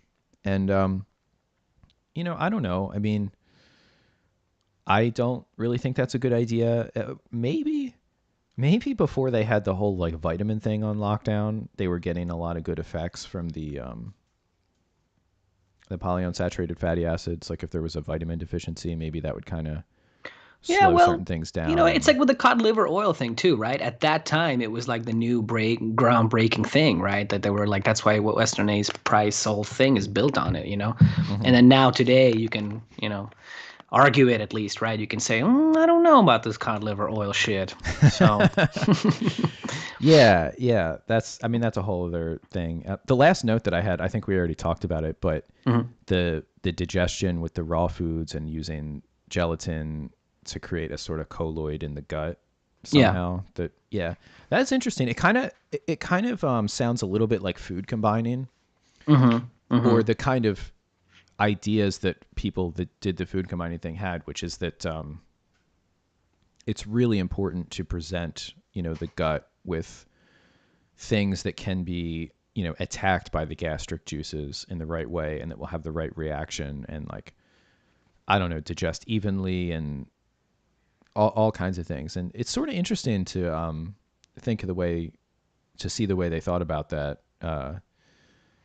And yeah, I think because, like, sort of like the Ray Peat perspective is, if your metabolism is good, your digestion's just good, and it, like, doesn't Yeah. matter, like, if you mix a bunch of different things, or if you, like, eat cooked food versus raw, or whatever. Mm-hmm. Well, actually, he does think that raw vegetables, because they don't really digest that Mm-hmm. well a lot of the times, and stuff like that, or like seeds and things that are hard to digest. But so that is the end of my notes for the Pottenger's cats. Do you have Yeah, no, I mean, just talking about diet.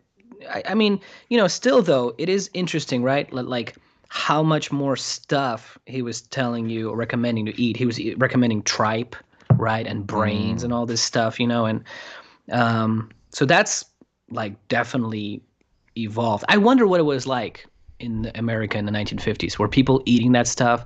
Because like in Russia, Eastern Slavic countries, liver is like super common. Beef tongue is super common. Like maybe lungs. They don't do a lot of like tripe, the weirder shit, like the Koreans shit, like they just eat like fingernails or whatever. They just eat everything from from animals. Like, no, we don't, they don't have all of that, but like it wouldn't be like, oh my God, it wouldn't be so weird. Whereas in America, I remember when I lived in Ohio and I told somebody I was going to eat some beef tongue. They were like, it's just like I told them I'm an alien, just came from a different, planet. And yeah, and I wonder what it was like back in the 1950s if people were just well, consuming that stuff more often. I think in the 50s, that, like, kind of the post-war era, the post-World War II era, was when a lot of people, moving out to the suburbs and starting to have that kind of lifestyle, like cars and the more atomized lifestyle, and the signaling, the conspicuous consumer kind of signaling, like, oh, we have this, we have that. I Hmm. think that they were eating the muscle meats because, the most expensive cuts at the butcher are, the tender muscle meats and stuff. And then the rough cuts and the organs and everything tend to be less expensive. Yeah. And so I think, yeah, I think that sort of is what pushed that. And then also the sort of Anglo culture had lost its, because, like, Italians, for example, would eat tripe. Hmm. That's like Italian Americans, and there are a couple different, like, European ethnicities that sort of kept their, because that's really how you keep it, is through these ethnic dishes, and that's, for example, that's why East Asians in America eat this stuff, because they came more recently, Hmm. and I mean, more than anything else. Actually, I think there was a study that showed that food culture is the longest preserved thing. It's longer than the language from those Hmm. immigrants. It's longer than the religion. Hmm. It's longer than I forget the other things, but things that, like, you'd think are really important, right? Like, Yeah, that makes sense. Well, it's that's the really food. cool. Actually, Yeah. is the longest preserved thing. Hmm.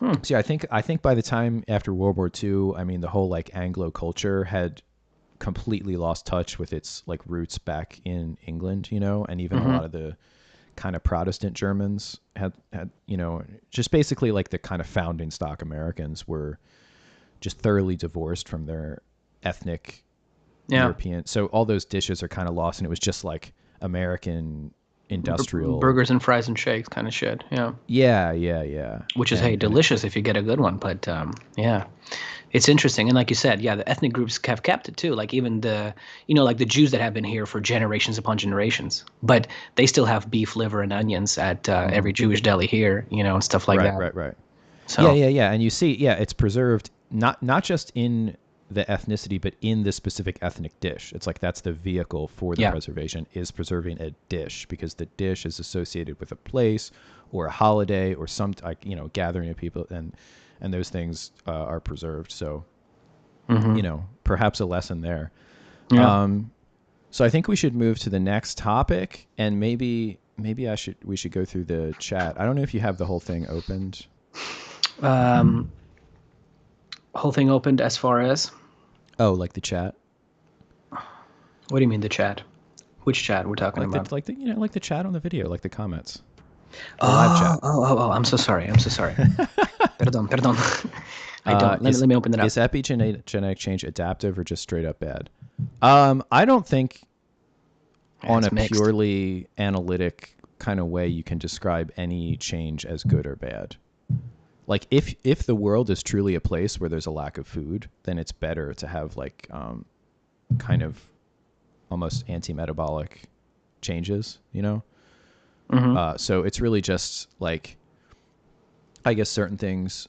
I mean, again, if you just look at the incentives, like the incentive would be for the organism to be able to reproduce. So like, yeah, if you end up getting some type of organ disease in your 60s, but you had 4 kids because you were able to survive in the environment that you were prepped for in the womb of your mom and in the germ cells of your grandmoms, you know, then that's a win. Mm-hmm. Like in terms of, you know, genetics. So it's not so easy. It's complicated. Right. Okay, hear me out. Take high dose cocaine with 10x liver dose and 10. That's my breakfast. That's crazy. How'd you know? 10,000 calories of sugar. Just dump sugar on everything. Sugar smoothie. So, what's our next topic there? There might be some. Wait, hold on. I'm getting shopping at Publix, Mr. Moneyback. Publix is a little bit expensive, but the people are so freaking nice in there. I don't get why is serotonin and nitric acid a bad guy? Boo, scary now. Well, they're like acute stress, you know, usually in the stress systems, but they do have a tonic level. That's the other thing is a lot of this stuff, like in the repeat community, sort of confuses like the tonic production of things like estrogen that's kind of necessary at a certain level with. No, like estrogen's bad. Stress. Don't have any of it. Take it out. My dairy farmer, 100% grass fed.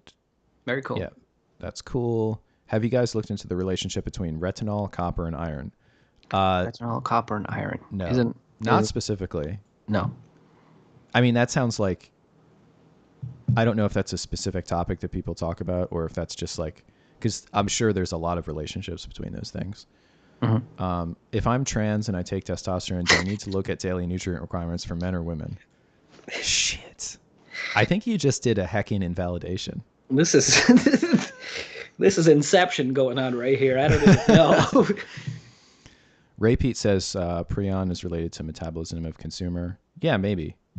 I mean, that's another thing. So the whole like what was that? Sorry, I missed that for a second. What'd you say? You know, the brain proteins, the prion proteins.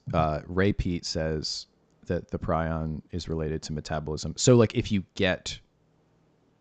eat something that has those and then you have, you know, get a disease state from them, that's related to like your metabolism because you weren't able to like deal with it or whatever.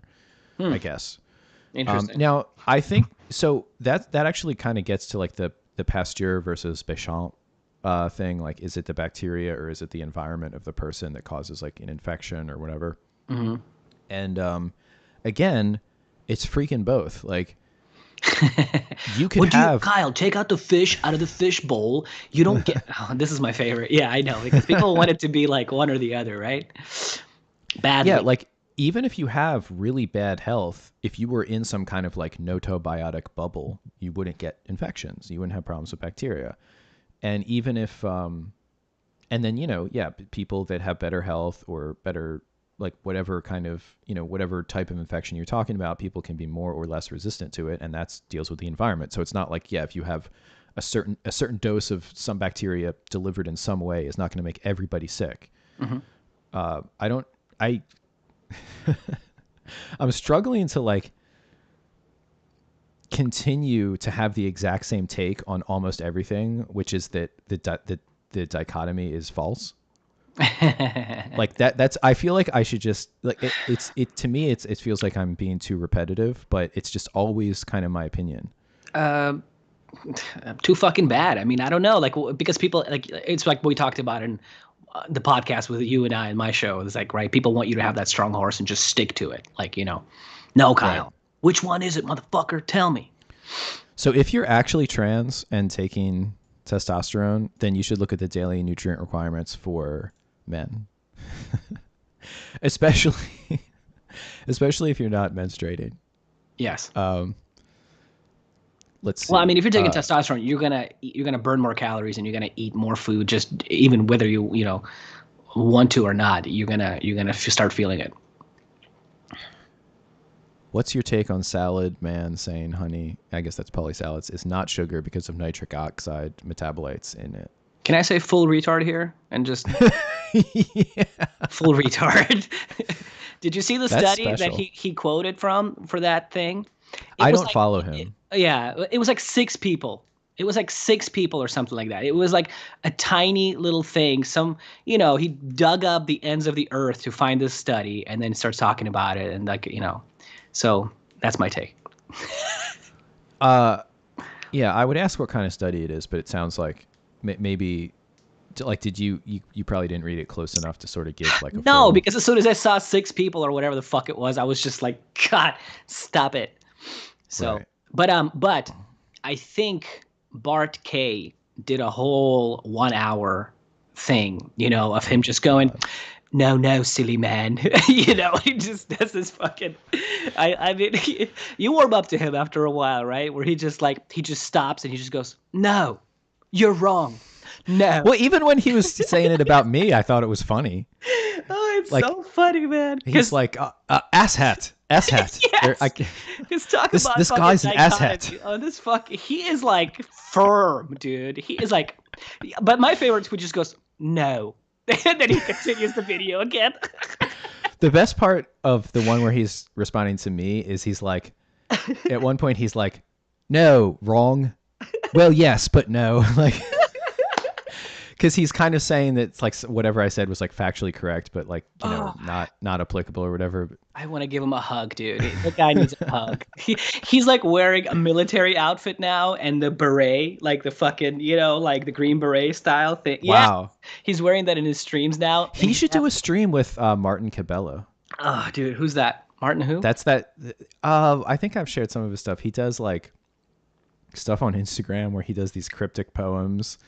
And he's kind of keto, and he like claims to be former military, and that he guys that like claim friends are former military are no. not. I'm pretty sure he's former military, but he says that all kinds of weird like psychological experiments have been done on him and on military members. Anyway, if check out Martin Cabela, everybody, his content is really something to be reckoned with. One of the things I put on Instagram, the guy that had those like flopping eyebrows like on his face, and he said, for all of you following my repetitive I remember now. like to help me deal with my autism. Yeah, that's him. You might have sent me like you sent me a few of his shit now. I remember now. Yeah, it was weird stuff. He's real funny. Okay, sounds good. Okay, so topic 2. We want to figure out how to stop being confused about health. Oh, I forgot we're talking about him. All right. Yeah. So do you have any opening statements about, because you said something a couple weeks ago, which is you made a post about like trainers or like quasi trainers that kind of say things, maybe say faddish things, and have like a sort of marketing personality online, and they don't really have a lot of experience with clients, and it gives off like a fakey kind of vibe. What was this post? It was a Twitter post or what? I don't remember right now. On Instagram. And it was, you were like, oh, you know the type, people that say this or that about like whether it's exercise or nutrition, and then they don't actually work with clients. Because I think because I was talking about people that talk about science, and I think you sort of like took that as like oh yeah, I see that same phenomenon in... I don't know which post specifically I wrote that on, but I know what you're talking about. That's a very common type of people that would just go on forums or make YouTube videos and just say whatever you want, and they've never actually really tried it.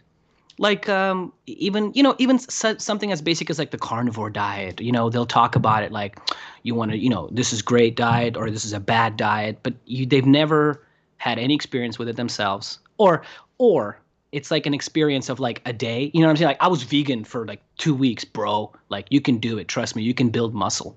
It's stuff like that. And they never tried it with clients.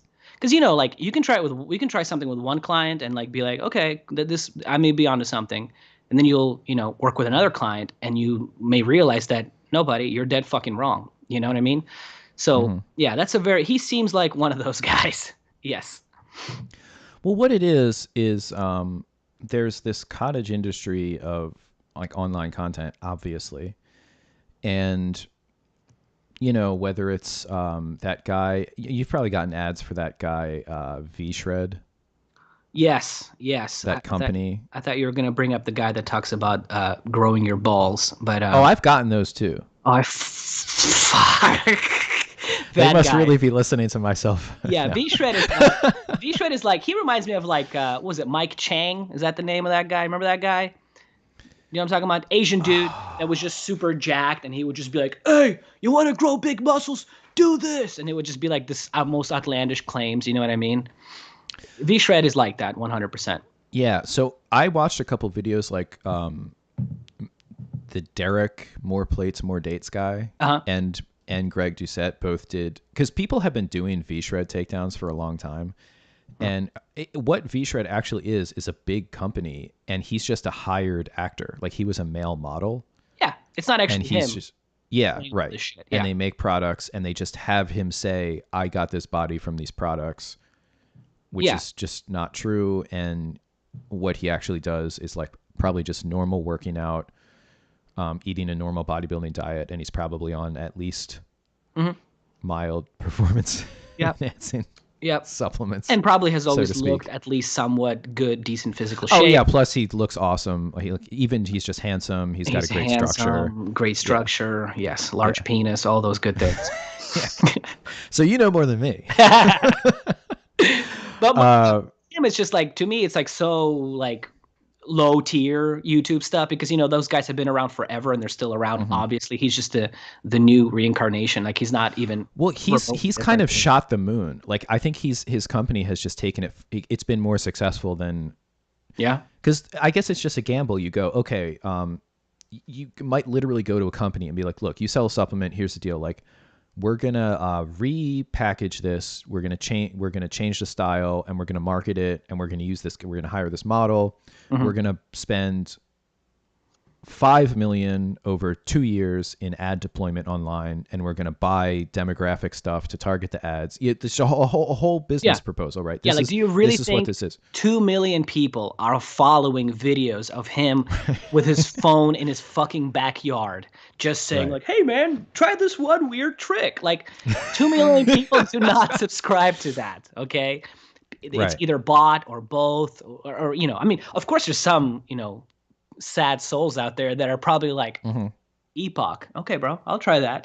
Like, they're like, okay, all right, sounds good. Yeah. But Well, it's targeting people that, due to their browsing history and other stuff that's data mined and sold, are a demographic that have some like unfulfilled like physique and self-improvement goals, like that are more likely to just kind of see some guy that's telling them a very compelling like marketing based thing, mhm. and those are basically the marks for, because again, it's kind of, because everybody that makes content is sort of trying to do that on some level, but it's like, what level of respect do you have for your audience? Are you trying to build like, are you just trying to say bullshit to sell a product to somebody once that doesn't really do anything, or are you trying to like actually educate people? It's all it's all like on a Yes, scale, and he's yeah. on the far end of the marketing spectrum. Yes. So the whole like stop being confused about health situation, what I'm building to is that he's that for like evidence based Mhm. content and like science, and like he had the one video like, nobody's gone deeper into the science than me. Yeah, I And recorded that. yeah, his version, what that means to him is he'll look at one study Or even that's 5. I mean, even 5 studies, or even even, yeah, 10. Even 10. Okay, 10 studies. How does he know? I mean, he must know how many fucking studies are out there. Like, maybe he exactly. doesn't. I don't know. Maybe Well, he average only people. posts about one. He'll Yeah. say, people think that PUFA oxidizes, but look, in this study, Yeah. and then he won't cite the study. Yes. Like in the one thing, it was he just said German, a German Yeah. study. Yeah. Didn't give I the was year, gonna didn't say, give or it anything. was like in this study from Burma, and it would be like, what? Like, like what the fuck? How do I find this study, man? Exactly. And he's always flubbing. Like that's the German one is the one where he confused butter and olive oil. Like in the same like in like one sentence later, he's like, yeah, there was the butter group and the canola oil group and the olive oil group did the best. And it's like, Yes. what?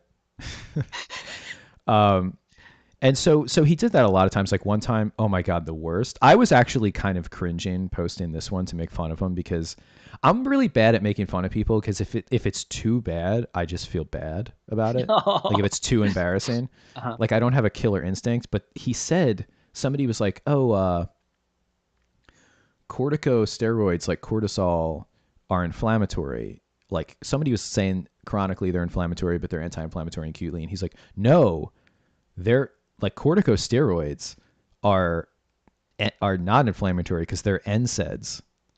He's just doing that thing that we all did in high school, or at least I did. Like when it's like fucking 6 a.m. and you got to be in class in 2 hours and you got to put together a fucking, some sort of readable one-page paper. And it's like this assignment that's not that hard, but like you've been putting it off for so long.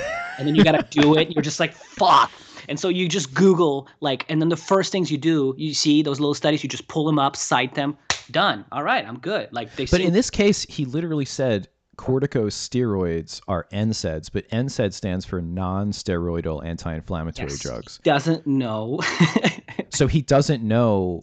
Like, forget about whether cortisol is inflammatory or not. Just forget about that. That is like a really big question. That's like a tissue specific question. That's a question that involves the time element and the reason why it's being deployed, like whether it's in response to infection or whether it's exogenous in response to infection, whether it's being deployed for like a chronic disease, like people that are on corticosteroids, whatever.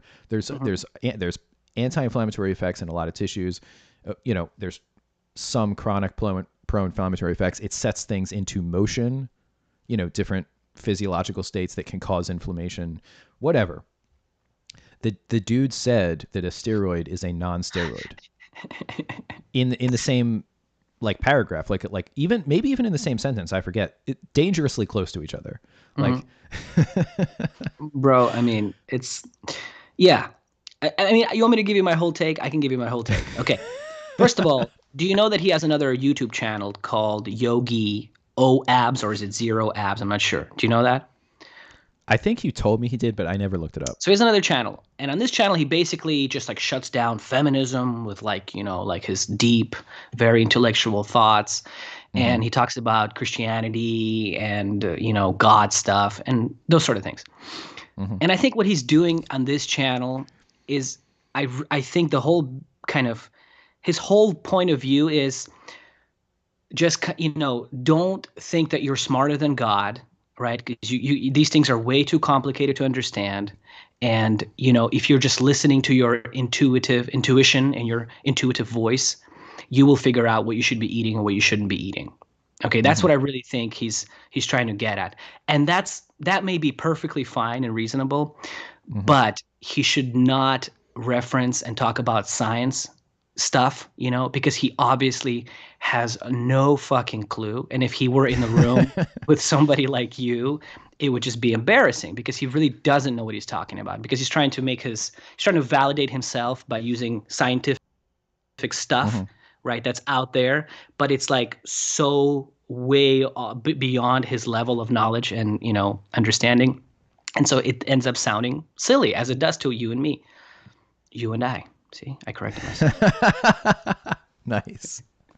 Have you been taking English lessons with those Ukrainians? Boom. Yes.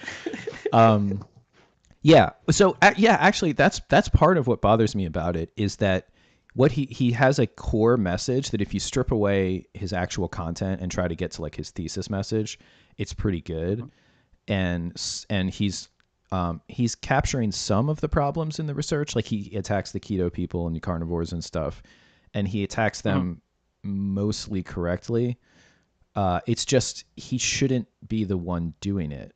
And Well, and he should be giving out advice. It would be it would be better if he were just to point out like, oh, look, this study says this, but this one says this, and this is how, this is another example of how it's very hard to come to a conclusive kind of viewpoint on this. It would look better on him if he were to do that. But instead he's saying stuff like, oh, canola oil is good for you because it what is it, fucking helps with fatty liver, and it's just like, oh man, like you don't really understand what you're talking about. Well, but well, kind of my point is that that's his point is the marketing thing though. So I don't think that he's sincerely trying to help people. Or I mean, if he does, it's just in the context of like trying to have a career of somehow monetizing online content, which again is okay if you're like putting out good content and you're kind of not being like so clickbaity and marketing about it, like as a sort of higher than the content or whatever. Alyssa says, yeah, that's what doesn't make sense, because he'll talk like the ancestral health people, but then try to vindicate vegetable oils, which are some of the most industrialized foods possible. Yeah, he did say that like the Chinese have been using soybean oil for like 2,000 years. Now, I'm not sure if they've been using soybean oil in the way that we have it today. They've definitely been using soybeans. And I'm not sure that he read beyond the title of that, wherever he got that title from. You know what I'm saying? That's what I'm not sure of. Right. That's what I'm saying. That's the level of like trust I have in where he got his information from. Right. So we talked about the guy, but really what I want to talk about is this whole. So he's like, to me probably the best example, or the worst example, of kind of the like evidence-based stuff I see popping up, and that I see it as a movement. Like I see people repeating the same kinds of phrases and concepts and stuff. So I'm like, okay, obviously this is something going around. So just as a couple things. So he had that study, and he had the fatty liver reversal thing. And he sort of talked about it in the context of, so that means Right. PUFA doesn't oxidize in the body. Yes, that's where I have the problem. Like if he were just to say that, like, oh, this study shows this. Isn't that That's weird? it. Like Yeah. let your make. Yeah. It would be way less offensive to me, than him just going like, so that means, and it's just like, no, Right. So, and I did put this on Instagram, but I mean, the reason, so since he didn't cite the study, I couldn't look, but obviously it's a short-term study because they didn't do a 20-year study. Like they didn't take people for 20 years and give them a bunch of canola oil or whatever. So this is probably something that happened over like a month, a couple months, a few months at the most likely. I mean, clinical studies are really expensive. I mean, it's just ridiculous. But so there's a known reason for that to happen acutely, which is the polyunsaturated fatty acids activate PPAR receptors, the peroxisome proliferator activated receptor family, alpha, gamma, and sigma, whatever. Anyway, they have to do with fatty acid oxidation. And yeah, locally in the liver, if you stimulate them, the liver will oxidize more fatty acids, and all things equal, that would reduce fat storage in the liver if you're kind of having that outcome happen. So, and because then he has other posts where he's like, mechanisms, are superseded by clinical data. Yes. And I've gotten this from a lot of people. And first of all, they don't know what the word mechanism means different things in different contexts in biomedical. They just made up a term, which basically, I guess they mean biochemistry or like physiology or like bench, like something that you could show happens in anything other than a clinical person would be a mechanism. In an individual human or something would be a mechanism. Like, we got this to happen in mice, and we looked and saw, we did like histology and molecular biology and saw that this protein changed in the mouse or mechanism. Right. And so that's the and mechanism. Said, this mechanism does this. Yes. Right. So, and then also there's that whole concept of the research hierarchy where clinical is like at the top, and if something does or doesn't work there, then it kind of just, it doesn't matter, what's on the rest. And this is, It's right in some, so I can't just say it's totally wrong because it's right in some situations, but see, this is why you have to actually, if you really want to, it's like the farther you want to get into science, the more you have to know about it to like be able to deal with the information, right? So Yeah. if you just want to say basic things, you can have basic knowledge, but when you want to like make these like sweeping, like I know about the literature, you Yes. better, Yes. come correct. And this is the problem. Yes. It's just like the thing with people, the PUFA oils and like cholesterol, right? It's like PUFA lowers cholesterol, Mm-hmm. like, right? Like it's true, Mm-hmm. right? Okay. So that means, Kyle, let's all start drinking soybean Right. oil, right? Or whatever. And that's what he's doing, right? Because he doesn't understand the whole fucking picture here. Right. So I actually want to talk about that as an example. So, Hmm. like the cholesterol heart disease thing, back in the and also the related saturated fat and heart disease thing, but I think the cholesterol one is a little bit simpler because it's like a one for one thing. It's like, hey, there's cholesterol in atherosclerotic deposits. There's cholesterol in the diet. This is causing this, and this is causing heart disease. And so that was not true because the clinical outcome, like because of a clinical mistake. It's actually true that having higher blood cholesterol, I think until you're like 50, because in older Hmm. people, serum cholesterol, including LDL, is inversely correlated with, I think, all cause mortality, including heart disease. So, like, if you make it to like 60, Hmm. then it's actually people that have from that age on, it's actually people that have like lower than normal cholesterol that are more at risk for heart disease and other cause mortality. Right. And that's sort of the Ray Peat's take, right, too, right? Where he says you kind of, as you get older, your cholesterol should be slowly rising up, actually, right? That'll mean you're healthier, and dementia and all kinds of other stuff. Right. But when you're Hmm. younger, especially men, and especially men that eat, like a sort of Western diet, high cholesterol, and to a lesser extent women, but high cholesterol is associated with worse cardiac outcomes. So Hmm. so there's no clinical the way that the kind of thesis or whatever that cholesterol is causing these problems was dismantled and is shown to be wrong was mechanistic. It was not Yeah. clinical. I mean, in a way, Hmm. you could chop it up because the clinical data would basically the conclusion from the clinical data would be cholesterol causes heart disease in people until they reach 55, and then it prevents heart disease. That's the And then it's clinical. like, That whoa. is the Yes. clinical like data. Okay. What Hmm. actually helps us to understand this is that it was shown in vitro experiments and cell experiments, like back in the 70s, that you could not. So, okay, the atherosclerotic plaques that actually cause heart disease, the actual like tissue damage that is cardiovascular disease, requires certain things to be produced. And it basically it's the production of foam cells, which are degenerating macrophages. And the only way to Hmm. get those to be created is if the macrophages take up an excess of either like foreign infectious stuff like bacteria or bacterial products or oxidized LDL. So if you have Hmm. a lipoprotein, the LDL, the low density lipoprotein, it's got it's like a protein complex with fatty acids and with cholesterol, and it's the way that you deliver a lot of cholesterol to the periphery from the liver.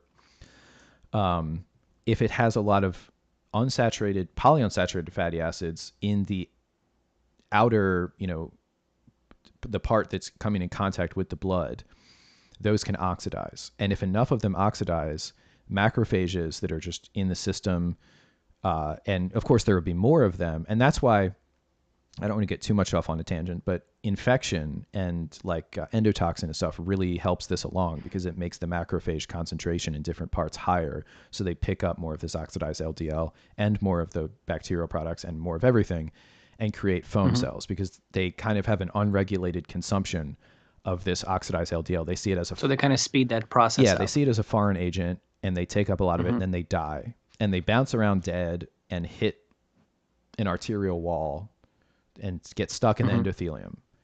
And if they don't get washed out and that happens enough, they start to build a plaque that sits there and is sticky and collects more and more of these foam cells.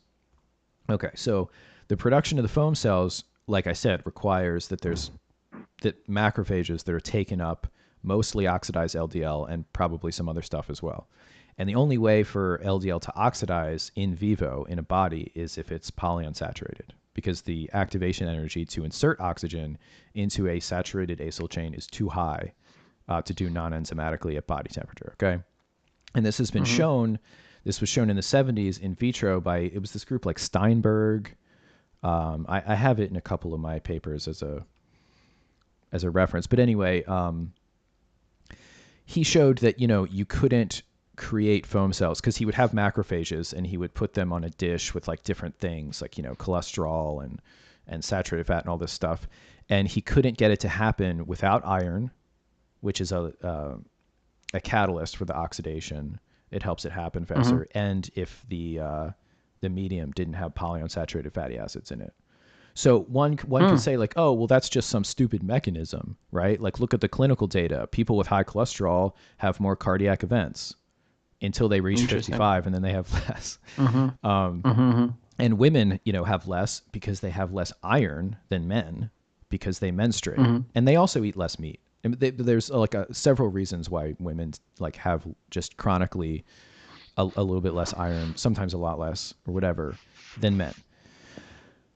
So anyway, a stupid person would kind of look at that and be like, oh, they just kind of like, the only way to explain that story, to explain why cholesterol was demonized as causing heart disease and to a lesser extent saturated fat, is to understand this basic science.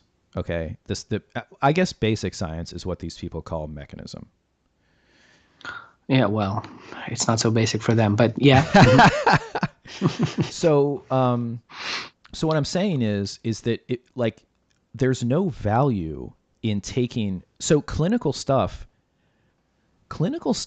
can be a feeder into basic science. See, they think of it this way. Their model, if they even are self-aware enough to know that they have a mental model for how they're thinking, I think they're just like, seriously, it's like, how a lot of people think something and they don't know why they think it.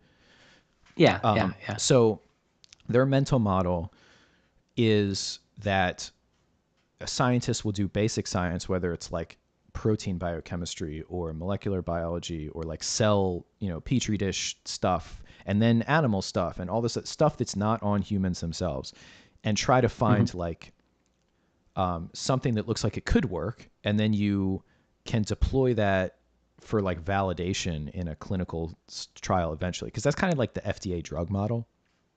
Yeah, that's what they do. But just as often, or it's just as valid, because again, when you're looking at clinical or even epidemiological, like people would say that's high on the hierarchy too, because if you have a whole population, like Japan, like what I said about the blood pressure thing, they consume a ton of salt and they don't have a problem with blood pressure like a lot of Western countries that consume less salt. So it's like, it's a hard case to make that salt is this like blood pressure raising, like population raising blood pressure agent.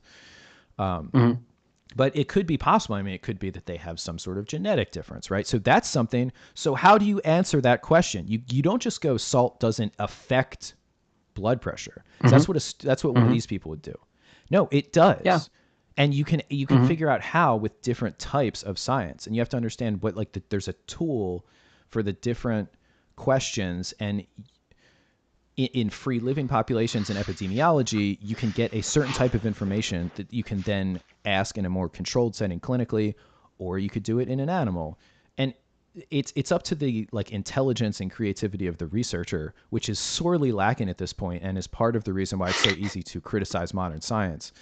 To come up with it, because what it should be is you think of the best way to ask a question, but what it actually mostly is a lab will have a certain set of techniques and things they can do. Like they'll have certain machines that can perform certain assays, and they will just do the, when you have a hammer, everything looks like a nail approach, and they'll just look around for things they can do with those tools. Yeah, or things that they've been done before and just a slight variation of it, Yeah, right? yeah. It's like, oh yeah, we did this, but we're just gonna add this protein to it, or whatever the fuck, right? It's just like a little tiny difference because it's been done before, so it's easier, right? It's very hard to create a whole new approach. Right. So in the end, this whole concept like, oh, the literature suggests that this poofophobia is a fad, and Yeah.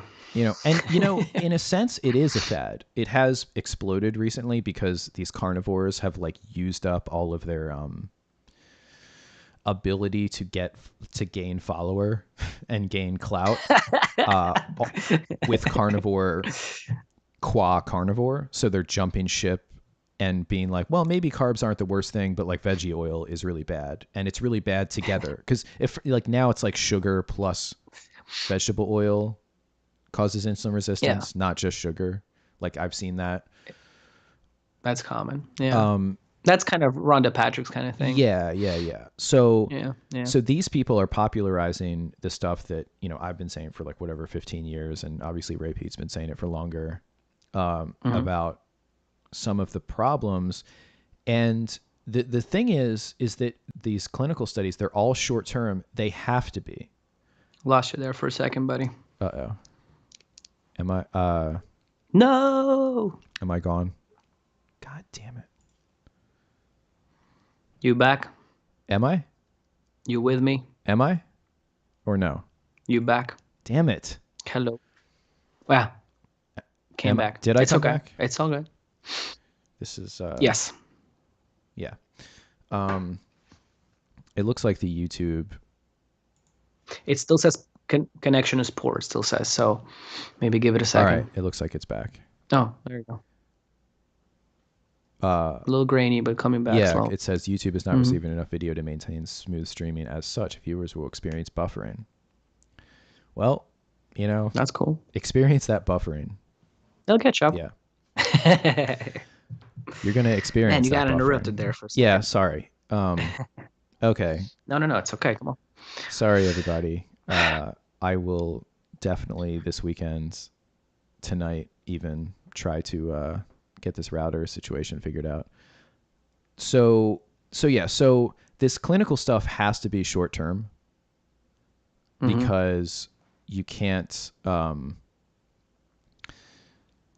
do like, okay, we're gonna like raise this baby on like a high PUFA diet for its entire life and do this for like 1,000 people. I mean, it's just, so that's why different types of science. I mean, if you could do that, if we could like, I don't know, like open up a portal to another dimension and have fake humans there that like are physiologically humans, but like it's okay to just manipulate them and kill them because they like don't have a soul or something, right? Like, so imagine like some crazy like dystopian sci-fi thing where like we've developed like Star Trek technology and we do all of our science on like cloned humans, and then it becomes like Will be pretty an cool. ethical question. I'm down. Yeah. So if you could do that and you could just like use and abuse humans in the most like surgical and clinical way possible and do it super long term, short term, this and that, then there might actually be very little use for animal research and for other things purely in terms of discovering things for human health. Of course there'd still be like for veterinary science, it'd still be good to use animals, and, Of course. and for different types of things, doing like basic biochemistry, because there's a lot of applications for even all kinds of things. But yeah, in terms of human health, yeah, if you could just take people and manipulate them in every way possible, and time was not an issue either, then yeah, sure. But that's not how it is, and that's not how it will ever be. Yeah. And it's just not a realistic like relationship with science and just with reality to just think, okay, so clinical is up here, and then you've got animal models, and then you've got like cell lines. Yeah, I mean, what those guys are doing, they're just playing that baby game where they just have that circle hole and they're like triangle, no, okay, another square, no, you know what I'm saying? And then eventually they'll find a circle and it fits, and then they make a post about it, and they're like, okay, bro, check this shit out. I discovered this. I'm a genius. Right. Well, I mean, and there's this opening for it, and this is kind of where like maybe I'll like lose subscriber because like part of this is sort of like Ray's fault and other people, because I noticed, I mean, it's always been this way, but he really emphasizes acute effects of things, and like like true cures. So it's like, Mm-hmm. oh, like if you were to consume a lot of his content, you would probably leave with the idea that if you stopped eating like vegetable oil today, you would have like serious changes in how you felt today. You know what I'm saying? Mm-hmm. Or Mm-hmm. like, Especially if you took yeah, thyroid, yeah, a yeah. lot of If you it. took thyroid, if you like ate like if you did these things, you would like really be on the right track. And whereas I've always had a more, because again, and this might be a peculiarity to me, but I have very little acute effects from things. Like it's almost never that I'll take a supplement and then be like, wow, right now after taking that, or like that day, or even that week, I feel Bro, good. I think that's most people, Kyle. I think you know what I just think? I think most people are just full of shit. They pretend like, "Oh, dude, I drink kombucha today. I feel amazing." And it's like, "No, you don't, you asshole. Come Well, on." and with something like And that, that's it's like kind of most psychosomatic things. too, right? And I mean, if you ever thought about why like protein powder and all these like weight gain and muscle building things are legal, but steroids are illegal. You know why they're illegal? Because they fucking work. They actually Right. work. And you actually feel the difference. You do. You know what I'm Mm-hmm. saying? It's noticeable. Whereas you take some whey protein, yeah, I mean, maybe if you do it for a year, like, yeah, maybe you'll see something. But I think most people, I agree with you, man. I just think most people are, they say stuff like, "Oh my God, dude, I took this green algae," or whatever it is, some sort of weird supplement, Mm-hmm. right? And like, I totally noticed a difference. Totally, man. Right. So that's kind of what I'm saying, is that there's this the PUFA thing. Like okay, my model of thinking about it is not that any, because okay, going back to sort of more like a calories in, calories out, like that's that, like the evidence based people are more about that. If you're an individual person, right, that I like, say you want to lose 50 pounds and you want to do it in a healthy way, you don't just want to like starve yourself, and you're asking me, okay, of course I'm going to tell you, cut out, like, art, do you cook with vegetable oils and stuff? Because I'm going to tell everybody to get that out of their life because it's just better for their long-term health. That's not going to make you lose weight twice as fast. Like it's No. still true that the most effective thing you can do is have a reasonable diet, some kind of exercise regime, get your metabolism in order, but you're going to have to probably feel hungry for a while to lose. So what you're saying is there's a capsule that you can give me that will do that, right? Well, Yeah, if you and like, really I say want this it. stuff too. I can be really obnoxious, and I know that. But I say it because I've tried all these arachidonic acid. Take that, 3 caps, 2 in the morning, 2 in the lunchtime, 2 in the evening. It speeds up your weight. Just stop, But that's why you have those other guys that are like on the extreme other end, where they'll just make videos they'll like pull out some supplement and then they'll just throw it. They'll just go, calories is all that matters. You know what Mhm. I mean? Because in some sense they're right. Now, I don't think it's the only thing that matters. You know what I'm saying? There's of course nuances in there. But yeah, I mean, you're going to tell people to, flip over big stones, I think, before you do these little stones, and nothing is going to really affect it that much as the big stones. Right. So, yeah, so on an individual level, if you're telling an individual person that wants to change their weight or do a body recomp or something, they have to do kind of the normal things that if you just saw somebody who like has the physique that you want does, there's not really. And yeah, I mean, if you took exogenous like anabolic steroids, it's going to be a lot Oh, well, easier. those things will work. And also, there are Yes. things that are like pretty validated. Like caffeine will help with weight gain. It will also help with hunger if you're in a Hmm. trying to do a caloric deficit. And there's a lot of Yeah. different things that people can deploy to make it easier Yeah. and to make it faster. But I mean, yeah, if you're.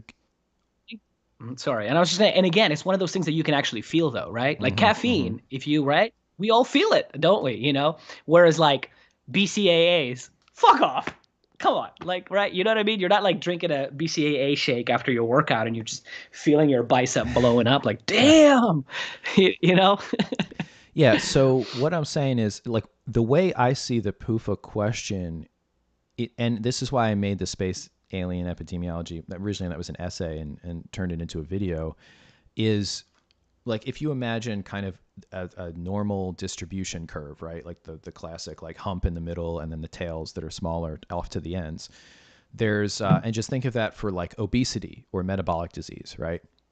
There's going to be most people have, normal weight, and they can kind of regulate their weight without really having to like starve themselves or like run on a treadmill for 5 hours every day. Like most people are kind of relatively normal.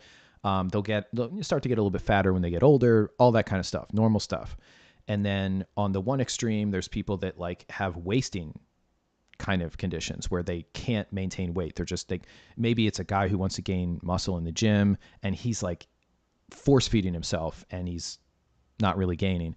And then of course on the other end is the thing that we're kind of more presented with these days, which is people that can't lose weight, they're overweight, and they're just having a lot of struggle. They're like feel like they're starving themselves and nothing's working for them and it's so hard for them. So the way I think of it is that whether it's PUFA, now I think PUFA is a big one. But like, I do think that people being less active, like the fact that people don't walk anymore and like don't do stuff like that. Big one. I think all of those things shift that normal distribution to the right. And by the right, I mean towards the obese phenotype in the population. Mm-hmm. So any individual person is somewhere in that distribution as your individual physiology. Some people, even in what we could call like a socially obesogenic environment, will still maintain normal weight and a normal metabolism for most of their life. Like I said, probably getting a little bit fatter when they get older and all that normal stuff. Most people may, but even just a 5% change, like if you just slide the mean and the standard deviation, everything stays the same, you just slide it 5%. That's a big difference. I mean, that's millions and millions of people that are obese that would have just been slightly overweight, or that are overweight that would have been normal weight. Now, what you're not saying, and correct me if I'm wrong, is a person, let's say, could a person eat lots of polyunsaturated fats, but go on a very low calorie, 1,000 calories a day diet? You're not saying that they're not going to be able to lose weight. They are, right? But see, a lot of people would interpret it like that, right? Those dumb people that we're talking about, they would be like, okay, so what you're saying is if I eat PUFA, I won't be able to lose weight. Okay, bro, that's not right. And it's like, we're not saying that, right? That's what I'm talking about, because it's very important to distinguish that. Right. And it's the same thing. It's kind of like the Gary Taubes thing, where he was saying calories don't matter, carbs matter. But that's clearly not true, because there's tons of studies in animals and humans and everything else where you can give people like almost all of their calories from carbs and then have protein and have like a zero fat diet. And as long as they don't consume enough calories to gain fat, they won't. And in fact, it seems to be like that increases their metabolic rate, and they actually have to, up their calories a little bit compared to a more mixed diet. And there's fruitarians, there's all kinds of stuff like that, right? That just proves that kind of theory. Right. Wrong. So so my model of thinking about it, and whether it's that or like, that the environmental estrogens and all this stuff, that there's all kinds of research that shows that it's real. And, there might be a mouse model that shows like, oh, you give these, whatever kind of phytoestrogen or xenoestrogen and they get fat, and these other ones that don't have it don't. But again, like that's a model that was like kind of developed to push. I used to call it pushing the phenotype. Like you get things that show the effects as much as possible so that you can see them, so that you can study them. Oh, you mean like starting out with like sick mice that are already predisposed to some sort of condition? Not sick, but you will, when people do, or genetically, yes, people will do, they will use strains. When people do obesity studies, they use strains that are specifically prone to being Isn't that funny? Obese.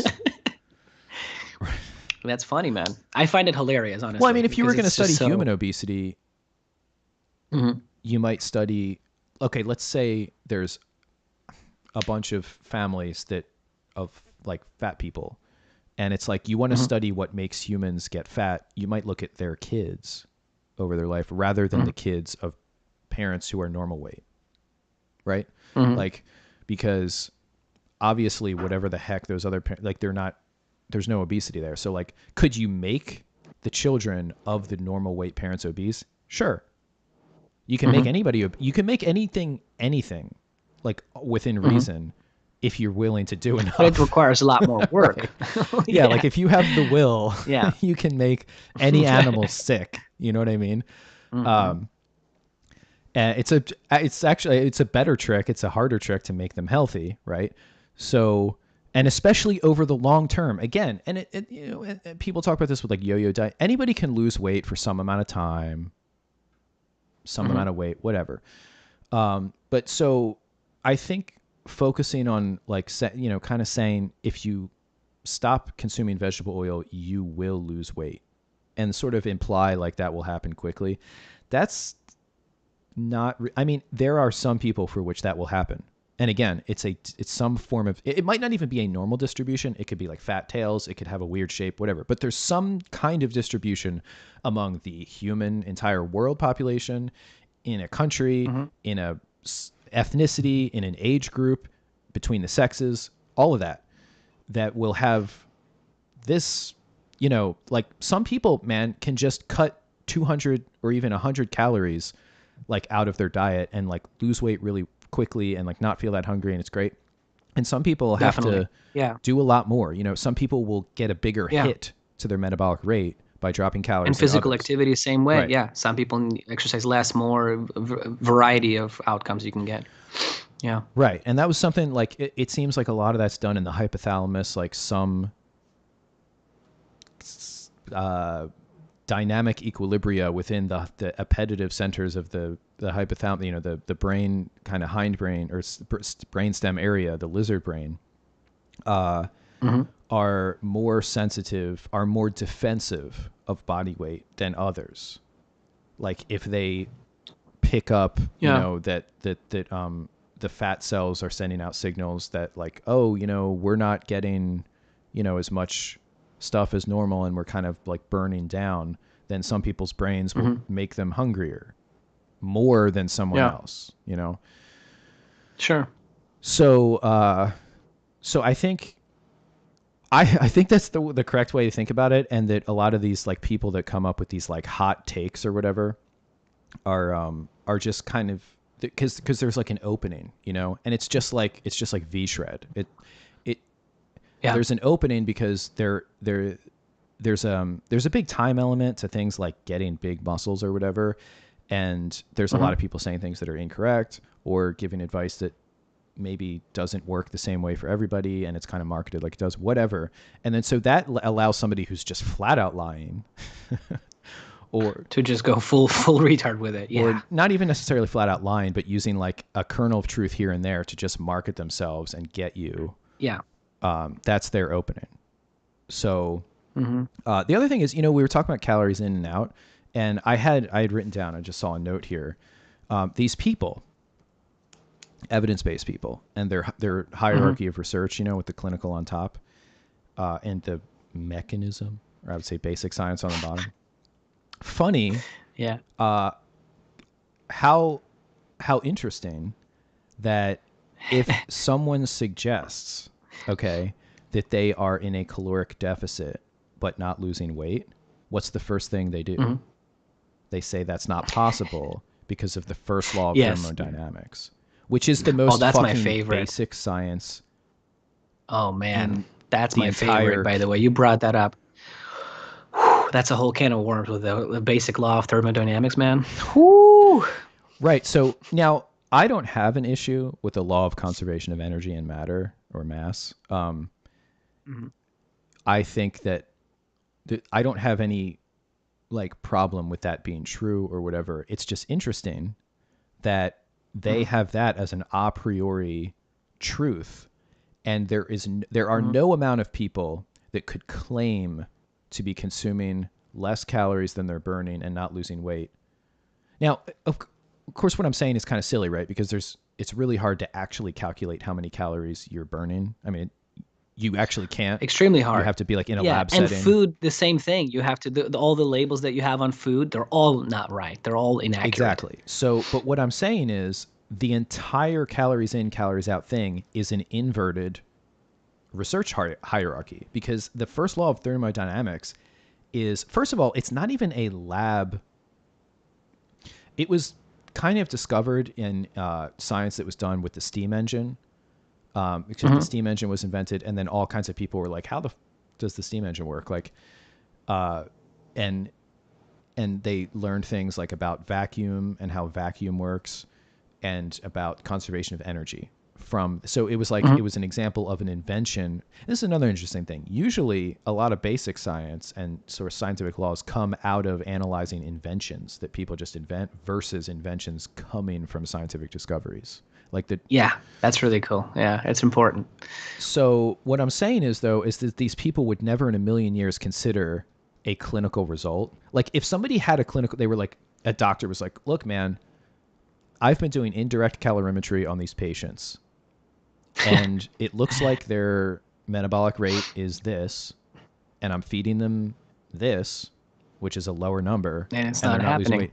weight. Nobody would take that seriously because of this.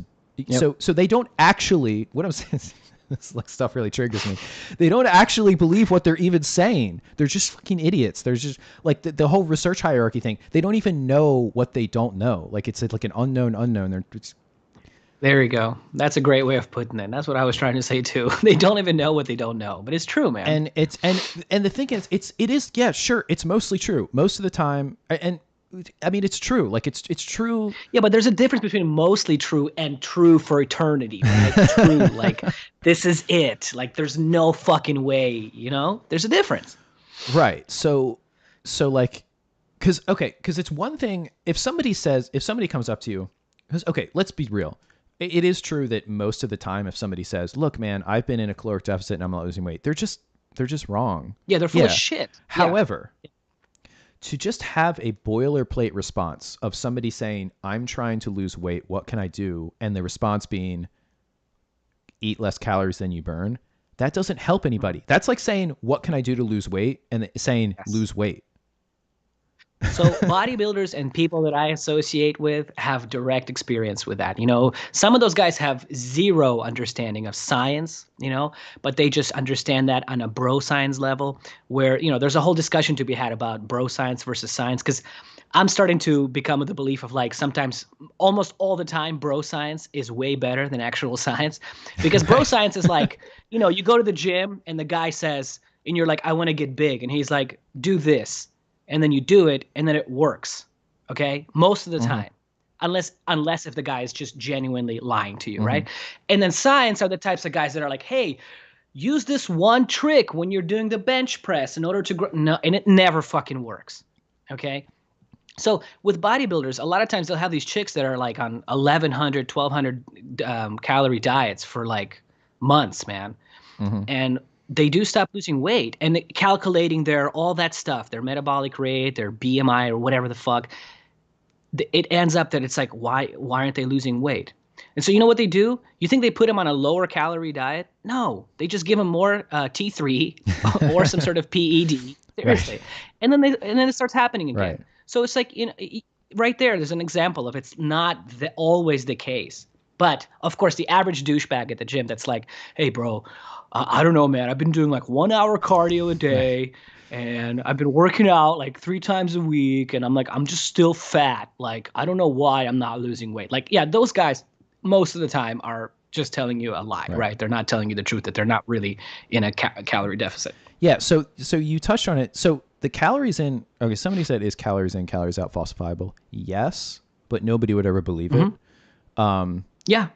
There's studies where they had people lose fat and gain muscle at the same time. Well, okay, but that's not, I'm saying that's not falsifying calories in, calories out. See, the thing is, when people say calories in, calories out, they really mean calories in, because they don't actually look at calories out.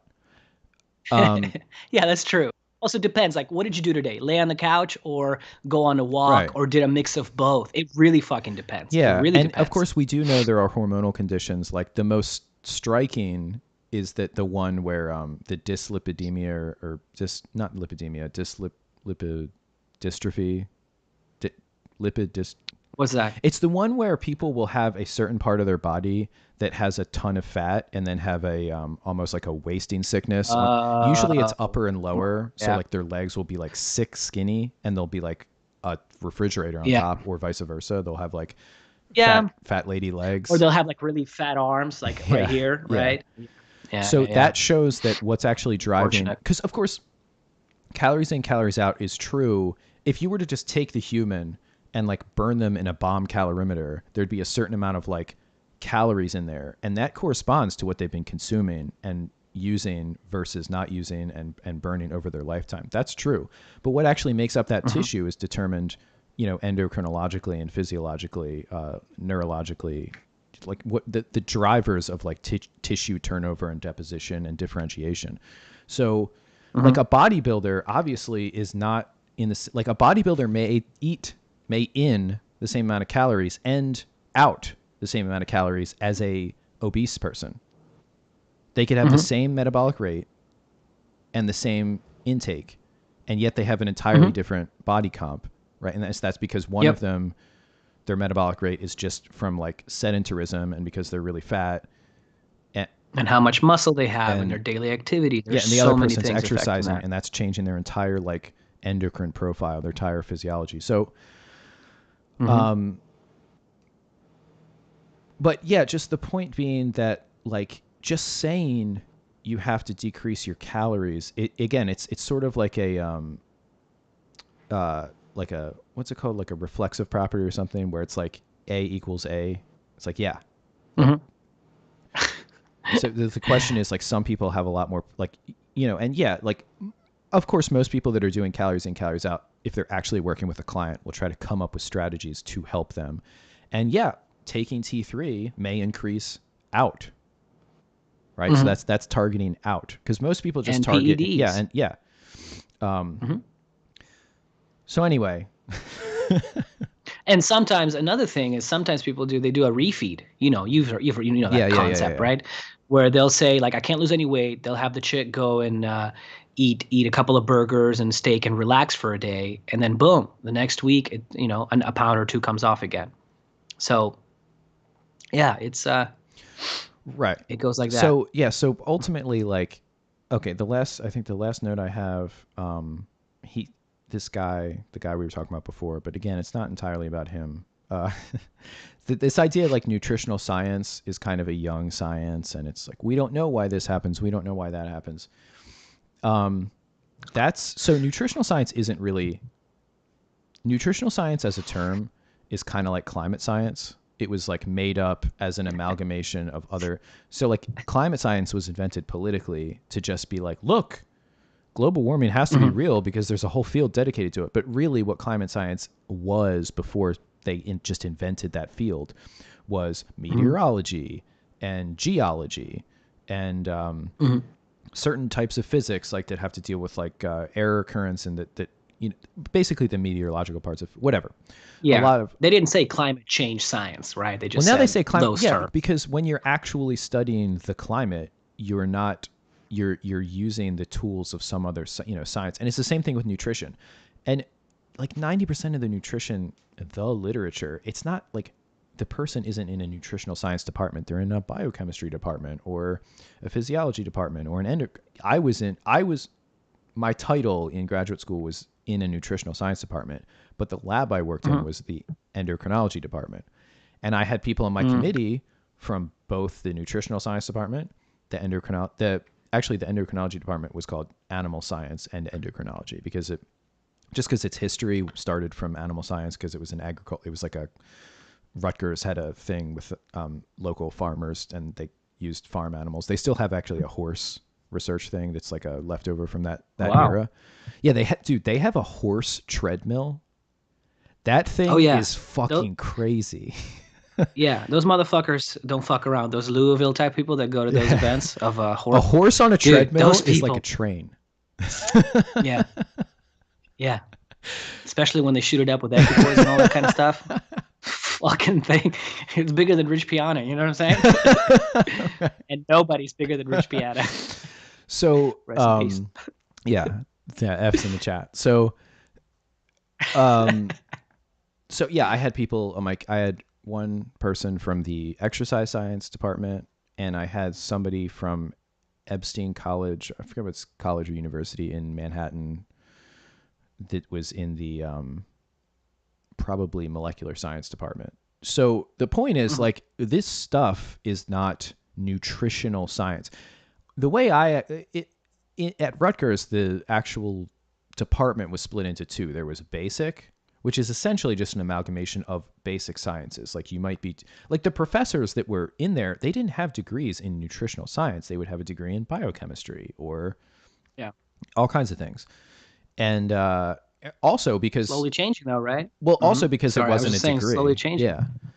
Yeah, and now you have, right? Like nutrition Yeah. science And it's or okay as long as people understand that the basic stuff they're doing is from these other disciplines, because there's no such thing as nutritional science. There's asking questions about human nutrition with the tools of certain like perspectives in science, you know. yeah, But there's also the what they called applied, and that's more of almost like like a dietitian kind of no, it's thing, like registered like dietitian. population statistics and policy and Oh even like Jesus! Oh, those people are psychology, like lost. getting people Oh like how can God! we get people to it's stuff like surveys on Oh, I did a course yeah like that. Yeah, like how can we get people to stop eating cheeseburgers? Like they taste fucking good. Like what do you yeah want me to do?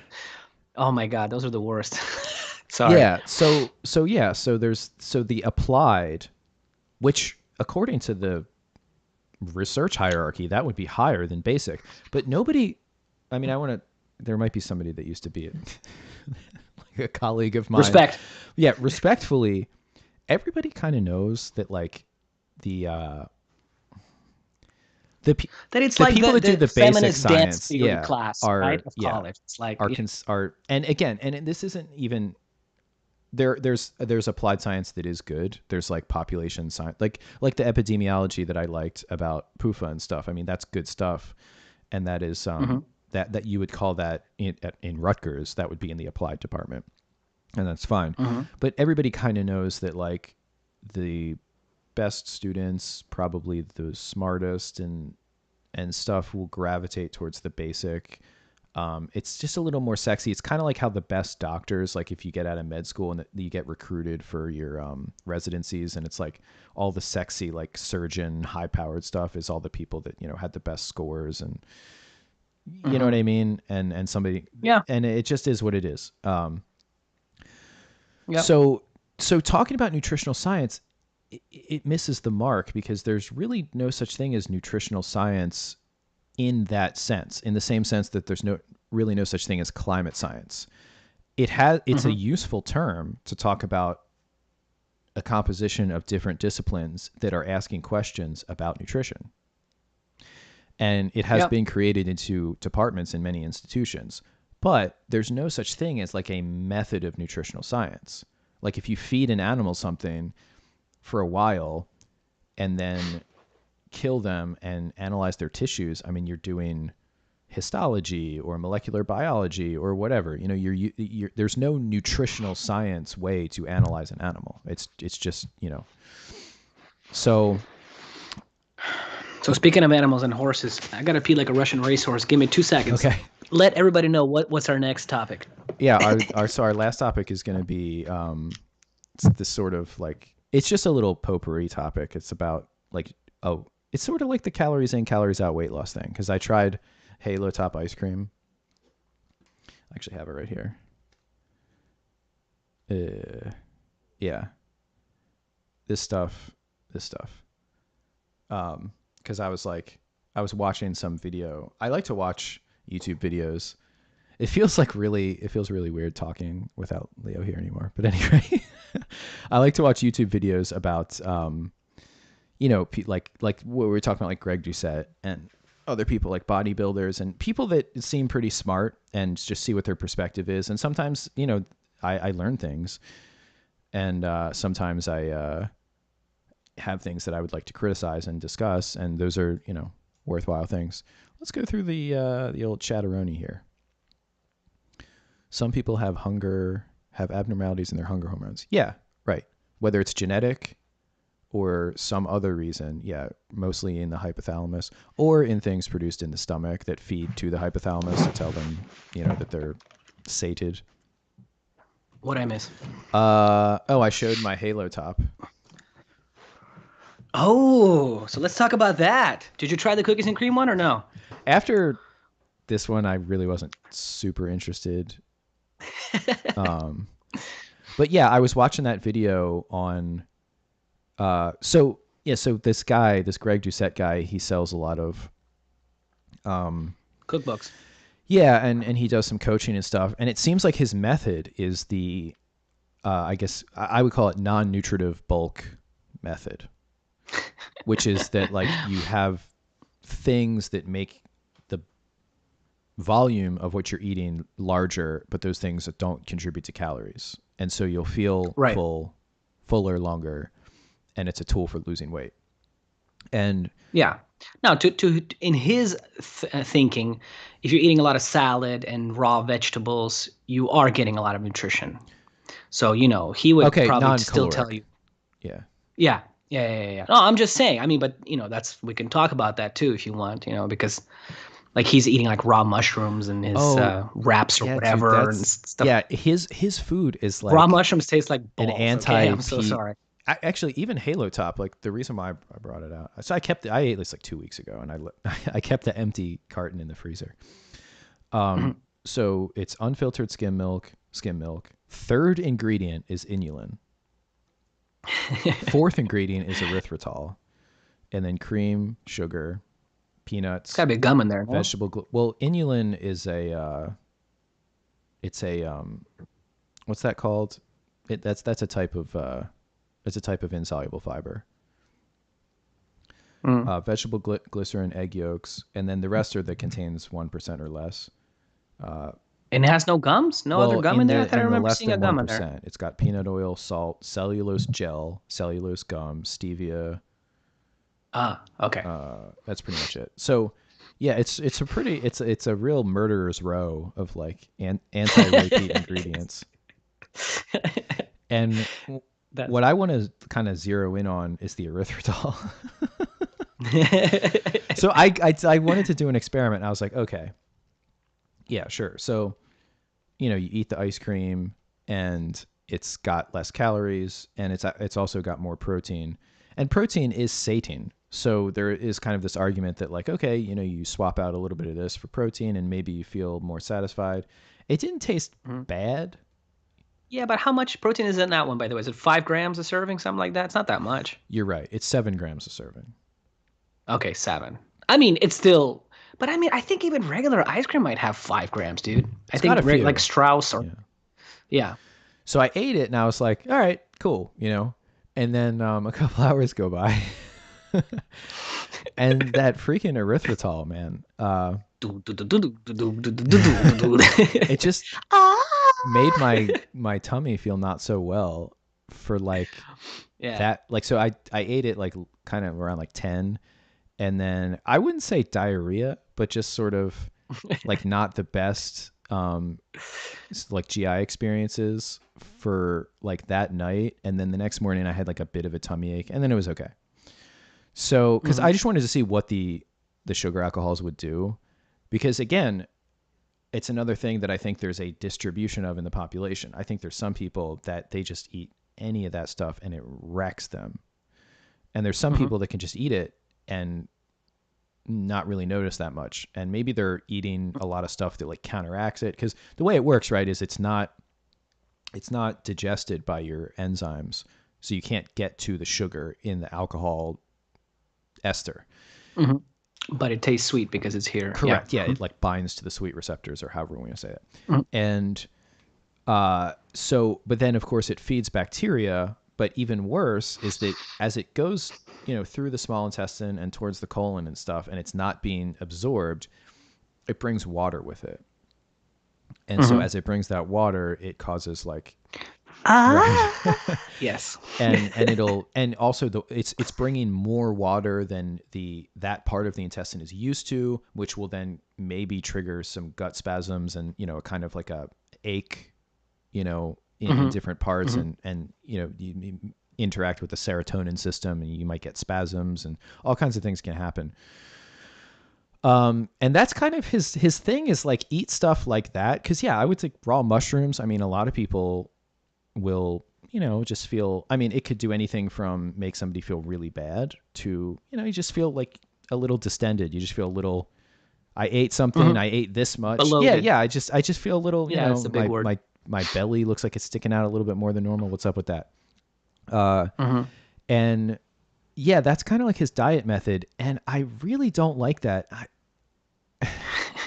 I don't like it Well, I mean, for myself, but I yeah, don't like yeah. it as an idea, you know? It's like, it's one thing to add some bulk, Mm-hmm. but to like kind of focus on it so much. Because also there's only so much you can do with bulk, because the stretching of the gut does like send out satiety signals. But once that passes Mm-hmm. through, it goes away. So like if there's not caloric signals that you've like taken up fats and proteins and sugars, then there are other Mm-hmm. parts of the, you know, brain, or the same parts of the brain, and that are also going to be like, hey, what the heck, you know, like you're hungry again. Yeah, yeah. So that's kind of the most common way of doing it currently in the bodybuilding scene. But I'll tell you that that idea has been around forever, man. Arnold used to talk about eating raw carrots to feel more full. Don Ross, who was a bodybuilder in the 70s and 80s, he used to write about if you're hungry, nibble on celery and popcorn. So, you know, it's not like his idea at all by Yeah, far. right. But that is the general, like, typical meathead bodybuilder idea of like, yeah, eat as much bulk as you can that has a lot low calories because you'll feel full, but you're not eating a lot of calories, so you'll lose weight, right? Because you're being in a, caloric deficit. Yeah, Yeah. but the stuff that they're eating nowadays, it's getting fucking Well, out because of hand. the food science has developed all of these, you know, thickening Hmm. agents that you can have like a salad dressing that has very low calories, but still has like the consistency that's right, because you use gums and gels and stuff. Yeah, yeah. The Hmm. technology has allowed for like more grotesque Hmm. iterations. Yeah, and you and I briefly talked about it, where I told you I couldn't remember which video it was, but there was a video where Greg Doucette's girlfriend just goes, she says like, yeah, his farts are like, nuclear waste, and I'm like, and the same experience we had with those. What? What are you I laughing at? mean, Got a comment? yeah, What? like it's, Yeah, yeah. You don't, and it's true, and yeah, and I do think I tend to be in the middle. I think you are kind of too. Like I noticed when I was eating that stuff, I would first day would be rough, second day better. Like if I continuously eat those sort of things, of course your body adjusts to it and you get better at it. But like again, I don't, I never had like a great, let's just say, toilet experience while eating like. yeah, yeah, yeah. Yeah, and also because I think the fibers. Is this you this time, or is it me that's cutting out? Because I think I'm losing a little bit of you. Can somebody in the chat um, indicate whether know, this? Oh, sorry, I lost you there for a second. did you hear? No, I didn't hear you. Yes, we're back. Okay. Okay. Yeah, I don't know. You get what I was saying. Yeah, I get what you. I yes, I hear what you were saying. Um, so yeah, I think the stuff kind of comes about because, say, like the top bodybuilders, like the top whatever athlete, they're like real healthy people probably, because they have to be in order to kind of, because professional athletics, it's kind of like a boiling crucible, and it boils off the people that can't hack it. So like Mhm. if you have the best training methodology, you can get a lot of people to have really good performance, you know? But what actually happens in reality is you have hard training, and sometimes training that's literally just there to weed people out.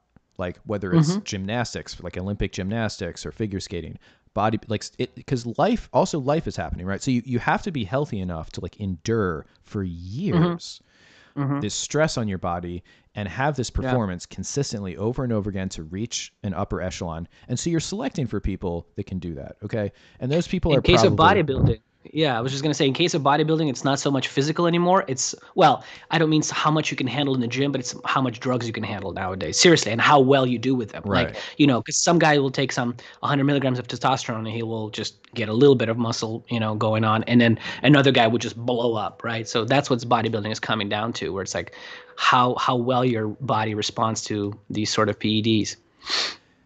Right. And also the health, like some people's health will rapidly deteriorate under Yeah, like, and how long they can stay alive, right? yeah, like, yeah. Yeah. So so yeah, so like there's probably quite a bit of digestive power and like in somebody like a top bodybuilder. And yeah, they can probably tolerate a lot more bulking agents, non-caloric foods to kind of help them do cuts, and the other stuff they do too, like just the general starvation, the caffeine as a method of, whatever it is. And then somebody will ask, oh, what do you do to get to like 6% body fat?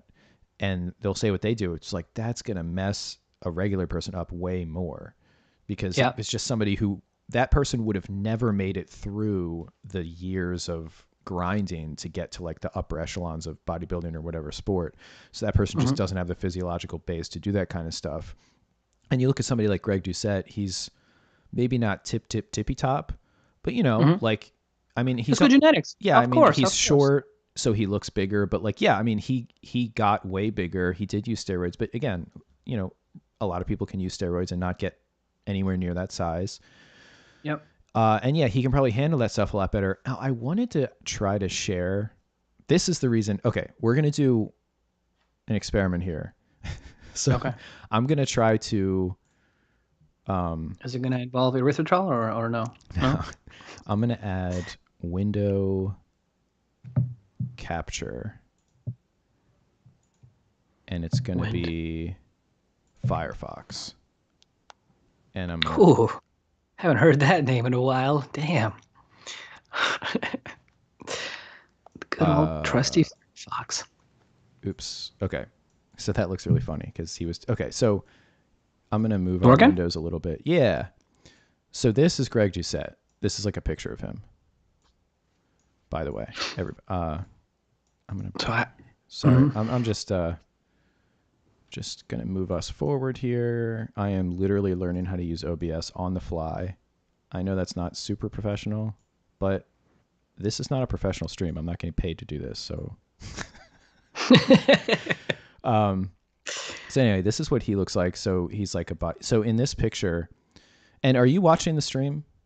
Do you have the? I'm gonna pull it out. I'm pulling it up right now. Cause I can see what. There we go. There we go. Okay. Sexy. So anyway, I just wanted to like get a baseline for like this is what he looks like kind of contest. And so what's he, probably like 6% body fat there? Yeah, sure. Something like that. Well, he'll tell you probably like 2%. Well, but, no, he's never been. Because 3% is death. And he actually talks about this. Dorian Yates said that at his best shape, he was always at 3% or probably lower. But I know, bro. I'm just saying. So anyway, so he looks really good there, and he doesn't look. But so I just wanted to point that out. But I also want to. So that's kind of our baseline. I'm going to make our windows smaller a little bit here. So I'll do the kind of like corner thing, and I'll have this corner in the blue corner. Let's see here. Okay, so now we're in the corners, and I'm going to go to this thing. And I guess I can't make it full screen because that'll... sorry. Nexus. Yeah, so I'm just going to go ahead and play this for a little bit. Can you tell me if that audio is coming through? Me? Yes.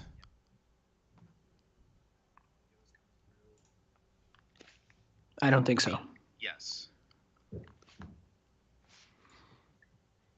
I don't think so. Okay.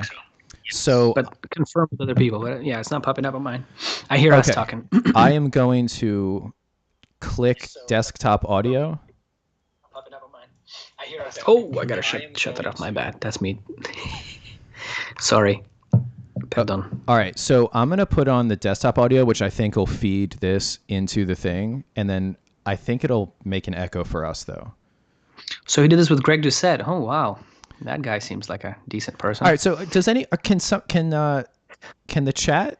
Can you tell me from the chat? Because I can't. If I open the chat, it'll change the Firefox window. If people care about the audio, because I just wanted to point out something about his, like how he looks. And if people want the audio, I can put the audio on, but then it'll give us an echo effect because I'm stupid and I don't know how to manage it any better.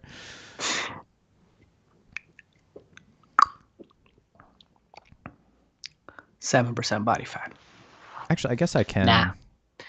Braden said nah. No, okay. Just go with it. Okay. Yeah, that's what I say. All right. So I'm just gonna scan a Reno here because Greg does it. So first of all, the Kino body guy does Worked have out with him at Gold's Gym. does have a Kino body. Quite a douche. Oh God, here comes. This is so embarrassing. What happened? Dude, oops. What's he doing? It's an ad. So, seems like it's perfectly your type of ad, isn't it? Yeah. Okay, so here's Greg. Yes. So if you look at him,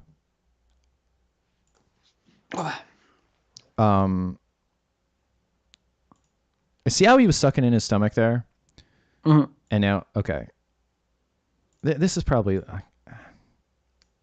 all right. So, God damn it. Yeah, just let it play.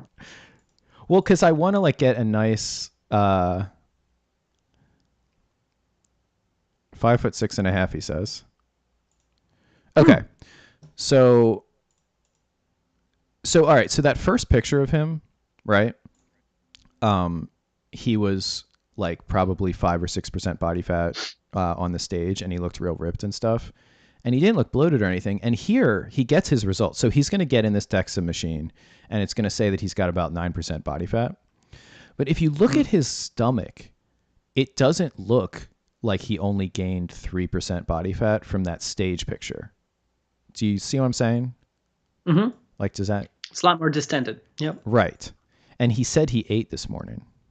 He says that later in the video. So I'm just making the point that even this guy, who probably tolerates those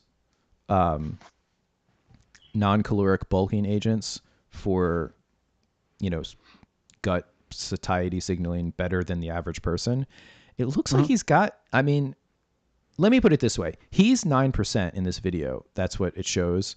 Or maybe like 9.5, whatever. It's close enough. He's below 10. If I was below 10% body fat, right? If you just magically stripped away however many pounds of fat from me to get to below 10, I would look not like that. My gut would be like so, you know what I'm saying? Yeah. Because I don't have, when I, now if I like force fed myself a bunch of stuff, maybe I could, get that kind of effect. And if I ate like a couple tubs of Halo Top, maybe I could get that effect. But what I'm saying is even from like an aesthetic perspective, it's like, do you really want to live your life like with nasty farts and like not feeling good all the time and kind of looking distended and bloated for probably an hour or two after meals when you're eating, like, because he makes those wraps that have, like you said, the raw mushrooms. The wrap is mostly like zucchini fiber. And shit, I think. Yeah, a ton of raw veggies that are by themselves kind of hard to digest, and it's all mixed together in a big ass wrap. Yeah. I mean, when you brought this up, it was like, to me, it's nothing new, man. I mean, and also another thing that bodybuilders nowadays don't do is like train their abs, because it's all the current thinking is all about like, well, if you just get lean enough, you'll see your abs. And it's true, of course. Like, if you get lean enough, you will see your abs, no doubt. But you'll notice a difference between these guys and guys of the, I don't know, 70s and 60s and even 80s and 90s, like Tom Platz. Tom Platz is a big quad guy, the Quadzilla. Yeah. He used to train his abs, and the abs look way better in the old school bodybuilders. And, you can argue the drugs are whatever. Well, the growth hormone is a big part of that, but they'll say that. But I think at this point, again, like I guarantee you, if one of those guys started training abs, like seriously, you know what I'm saying? Like the old school guys used to do 200 reps every workout for something. And it's nothing complicated. They would just do, sit-ups, whatever, leg raises, just some sort of ab training every workout. Their abs would look a lot better. It's not only the drugs. They just don't train them because they think it's unnecessary, because once you get lean, you see them, and you do, but they just don't look nearly as good or aesthetically pleasing. Right. So it's almost, yeah. Yeah. Word up.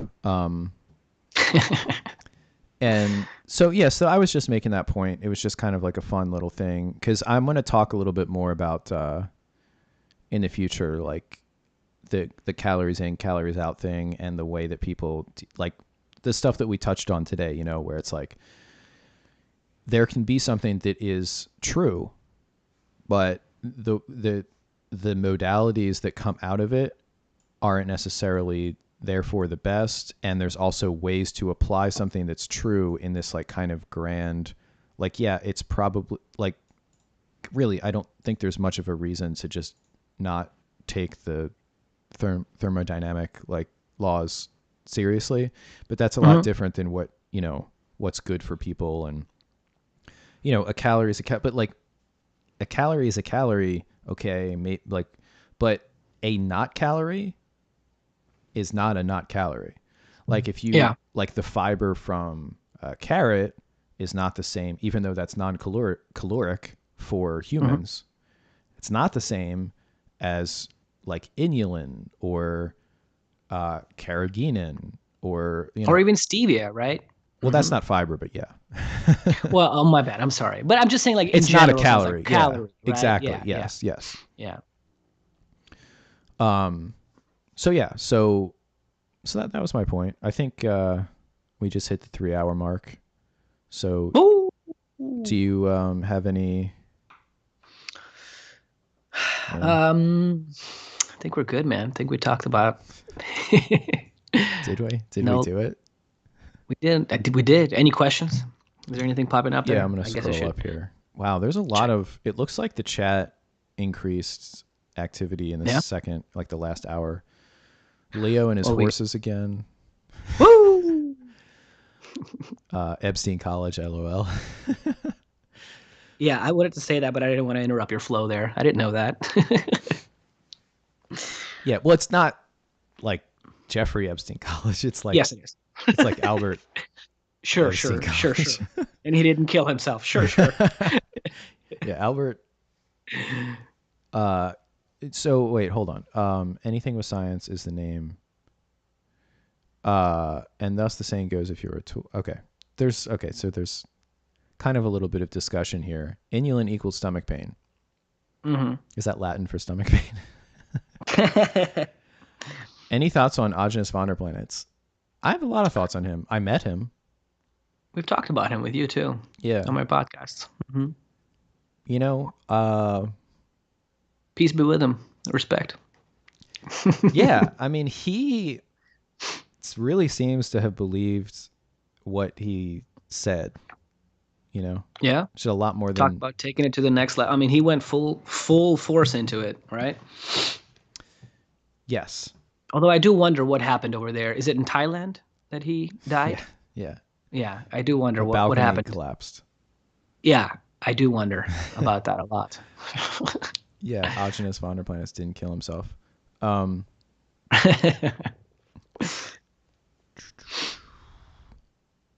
Somebody said hi, Greg. I guess to Greg Doucette. Greg is hilarious. Great entertainment. Yeah, he's okay. Kino body. Yeah, so some people are saying no audio. Yeah, I think I could have like had my desktop audio, like what I'm hearing, go out to the stream, but then I think what that would make, you'd probably get an echo. Because I have your audio coming in separately. So I would have to like mute your... Actually, now that I think of it, you could do that because I could mute your primary audio and then get your... Yeah, okay. So now, okay, I could probably do that next time. Those nuclear farts can supercharge your squats, though. Yeah. Try it out. You'll shit your pants when you're doing a squat at the bottom of it. Yeah, so I think that's that's pretty much the whole thing here. I got those pages of notes here, but we kind of talked about most of it. Any closing thoughts? That was fun. No, that was fun, dude. What a good time. We covered a lot of ground. Yeah, man, it's 5:30. Wow. Ooh, 2:30 over here, sir. Yeah. Well, you got to go to a dentist. Who? You? No, 2:30. Oh, I didn't catch the joke, you son of a bitch. Somebody asked somebody should ignore weight gain if they're recovering from metabolic stress. that's your choice. Like, Mm. you don't, I mean, it's the same thing with weight loss. Like, you can lose weight faster or slower, and it's probably healthier to lose it slower. That's your choice. Like, Yeah. you can start to But do things to help your health and gain more yeah. weight or less weight. I mean, that's your choice. And when we talk about stress, like what do you mean? Like you were like really falling apart there, or you're saying you're just now you're starting to eat differently and you're gaining weight? Like if you're just eating differently and gaining weight, just slow it down a little bit. But if you were like, I don't know, couldn't sleep, depression, anxiety, whatever, having like some serious issues, then who gives a fuck? Get a little fat, enjoy yourself, Right. and then you'll come back around. Who cares if you're fat for a few months? So, Yeah, yeah. I mean, it's your. That's why I say it's your choice. It's like your what makes your quality of life. Like, there's plenty of people. Like somebody asked, I think, what would make somebody unable to gain weight. I mean, there's all kinds of like cachetic wasting. yeah. I mean, when people have like AIDS, they can't gain weight. They can't. You know what I mean? There's Hmm. like a lot of just things where the physiological and hormonal situation that would create tissue, right? Produce tissue, maintain your tissue is just not happening. Hmm. And that can happen the same way as things that make you tend to deposit too much tissue, into Hmm. fat tissue.